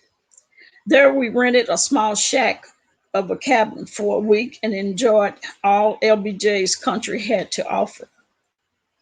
The decop was a bit afraid when I said that we were going to live in a shack for a week out on the prairie. This poor girl had never experienced scenery without street lights or heard the call of the owl in the night. It was great. Each morning I would make my way out to the porch with a cup of coffee and watch the wildlife begin their day. The peace was overwhelming. I would meditate and pray each day until a calm overtook me. One morning, I decided that if God allowed me to make it through this, then I would build a cabin and offer it to people afflicted with cancer and those who just needed that calm. We ended our road trip by cruising up Highway 281, returning to Dallas. Since being off treatment, I found myself stronger with an increased appetite. Man, I love bacon. I began a simple exercise program in which I would walk from my corner to the end of the block. I know that doesn't sound like much, but for someone who couldn't walk from the bedroom to the front door in under 20 minutes, it was considered remarkable. While on my walk, late one evening, I was contacted by a representative from Baylor's Research Center, where the drug program was being performed. The young man began by asking me how I was feeling. My response was absolutely great. He then stated, "That's good. Now, Miss B, I have to tell you that you are no longer a candidate for the trial drug program." My heart sank and the strength in my legs gave way. It was all I could do to grab hold of a mailbox to steady myself. He went on to say that my cancer had stabilized with no indication of new growth. My response was, "Okay, what's next?" He said quite pleasantly that I would be hearing from my doctor soon. Within minutes, Dr. Matthews called, and I was still clenching the mailbox. She immediately asked me what I had been doing. My response was praying. Again, she asked what exactly uh, had I been doing. Again, I responded praying. Needless to say, I was in her office shortly after that conversation. I again entered chemotherapy, and this drug had an effect on the cancer. Every Monday, I went for treatment and continued on with my week. I began to make plans no longer from day to day, but now week to week. From October 2007 to September 2008, my CA 125 continuously declined. I returned to work at the amazement of family, coworkers, and doctor with a mission on my mind. That promise I had made to God was weighing on me with the indescribable sense of urgency to step up into action. The ugly couch cabin. I began searching for property within a 100-mile radius of Dallas, armed only with a premonition conveyed to me by my sister. I began searching in East Texas for cabins. Within 1 week, we found and made an offer on a funky little cabin with a nasty wooden couch placed on its front porch. The realtor was an ex-used car saleswoman with was more than happy to assist me. We met at the cabin and spoke for hours. This would be her first sale. While we were in conversation, she noticed the small teal ribbon on the collar of my blouse and asked what type of cancer it represented. My reply was ovarian. She then asked if I was a survivor. I stated yes. She went on to tell me about her experience with breast cancer and spiritually how it changed her. We prayed at the entrance of the cabin that I would be successful in purchasing it and that we would both be healed by God. The transaction to purchase the cabin went well until the day of the home inspection. I decided that it would be in my best interest to be on hand for the inspection, and so did my realtor. We met at the cabin and chatted for a while when we noticed another car pulling up into the drive. We both expected it to be the home inspector, but it turned out to be the home owner. We exchanged greetings. Then I noticed the pink ribbon on her bumper. I asked her if she was a survivor, and her response was yes. We all looked at one another and began to exchange stories. By the end of the afternoon, we had laughed, cried, and broken bread together. I told her that the cabin was intended for rehabilitation and would be offered free to cancer patients. She then told me that she had initially purchased the cabin to have a place to die from cancer. I closed on the property in mid August 2008, and from that date until December 2008, I have worked endlessly on refurbishing it. It wasn't until I drove by a lonely billboard located west of Canton, Texas, on Highway 20 that states, Jesus said, "It is finished," that I knew that my mission was complete. My CA 125 is on the rise once again, and I've been placed on another waiting list for a new trial drug program. I've made the decision to retire from the job I love so much and have decided to make the most of my remaining time. I have come to realize several things. God has a sense of humor. You will get out of life what you put into it. We all have a mission in life. Our lives are to be enjoyed and never stop believing in miracles. So if you are ever traveling down Highway 60, that's wrong. It's not highway. If you're ever traveling around Highway 20 and you are in need of a quiet place to rest, just look for the ugly couch cabin. It's the one. It's the one with the big silver gates, and that was by B. Let me see. That's the ugly. Let me see if I can get it. The ugly couch cabin. Oops, I'm trying to get it straight. That's the ugly couch cabin, and that is her story. Let's see. Wow, that is an amazing story. Thank you so much for sharing that. Wow. Yeah, thank y'all for listening. She kind of got long-winded there, but That was a wonderful story My God. and a true inspiration. How she not only dealt with her sickness, but was unselfish and thought of others Yeah, as well. yeah. She was good.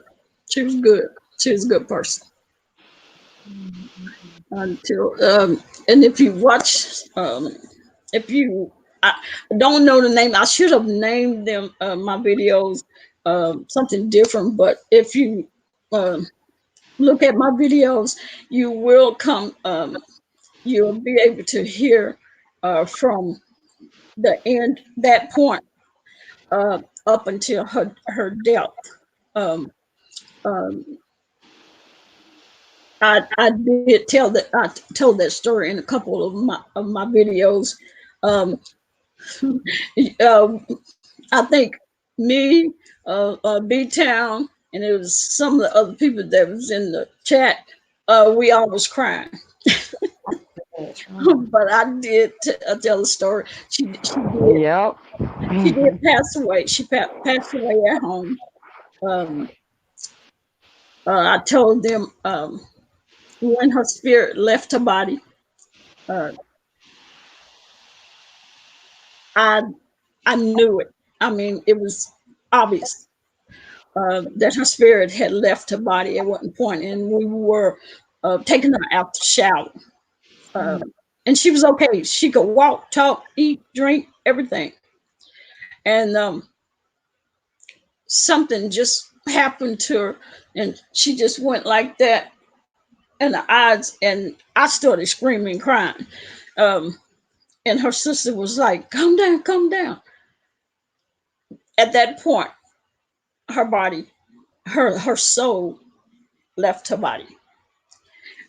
After that, she could she never talked again. She never walked again. She never ate again. She never drunk anything again. It was it was done. And I think it was like probably 4 days, 3, 4 days after that. Um, this lady had told me about the Delta rattle, and I was in the living room, and she was in the room, and I heard the Delta rattle, and I jumped up and ran in the room, and I knew um, it was time. So I got into bed with her, and I held her, and I just asked her if she was leaving me, and she shook her head like that. And a tear rolled from my eye, and I said, "Well," because this lady had told me that you need to tell people that's dying that it's okay to go, because otherwise they try to stay for you. And I knew she would try to stay as long as she could for me, but I didn't want to suffer. So I told her to just let go and go ahead and go with God. And she shook her head, and I got the Bible, and I read Psalms to her, and I I got up, and I went to the kitchen or something. I just had to get out of there, but then I came straight back, and I got into bed with her, and I held her, and she died just like that. Just close it, gone, just like that. And it was the strangest thing, because when her nurse came, the nurse to come every day to clean her and change and stuff, I couldn't tell her. I couldn't. For some reason I couldn't tell that nurse that she had died already. I didn't tell her. So the nurse was in there. She went in there, and she was singing, and she was like, "Hey, Miss B, how you doing?" And I could hear all that, her trying to talk to her. And the nurse came out walking kind of softly, and she walked up to me and said, I think she's gone. And I said, "Yeah, yeah, she's gone." I knew she was gone. And she said, "Okay." She said, "Well, I need to call somebody." And so she called them. And then finally, the coroner, they came, parked the car in front of the house, and um, I didn't want them to take the body. I don't know why. I just didn't want them to take her. Just, you know, just leave her for a little while. And they said, okay. And then they waited around, and I was in there. I closed the eyes. I did this and closed the eyes, but I just didn't want them to take the body.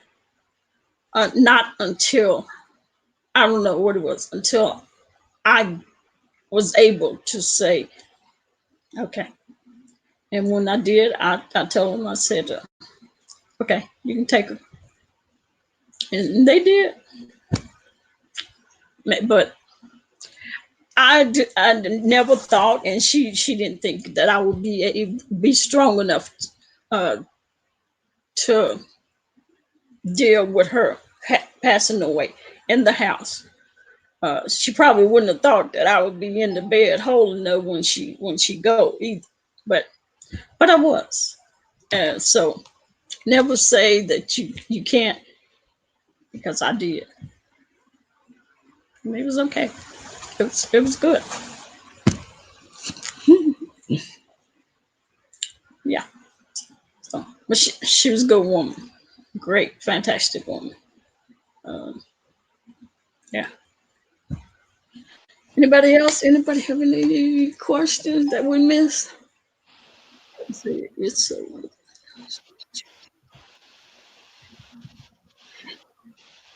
yeah, yeah. She, language of horse is wonderful that she had you and that she wrote her story. Yeah, because I have a story forever and ever and ever. Um, yeah. Let me see. Did I miss?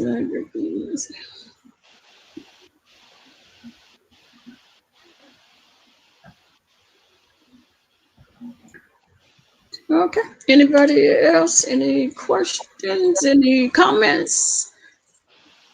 We have done this thing. I admire your strength, Dcop, because I know your wife was the one who suffered physically, but I know you had to suffer as well to watch her suffer. So I admire your strength and your Well, courage to bring her story to everyone, to the world. So thank you so much for being so strong.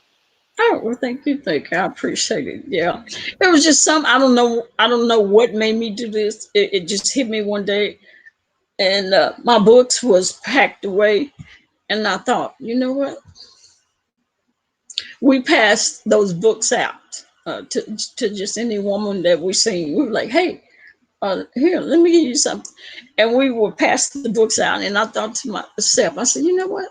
She would want me to tell her story, read her story, and tell other women about the symptoms, because so many women are being misdiagnosed by doctors, and I don't understand how they keep misdiagnosing women um, when they have all these women that are survivors or either have passed away. So that came to me. I'm going to read these stories and tell these anybody that want to listen the symptoms, and that pap smears will not pick up cancer, ovarian cancer. So that's what I did, and I I'm happy I did it, because like Shay and the other few, two or three women that it has helped. That's what it's all about.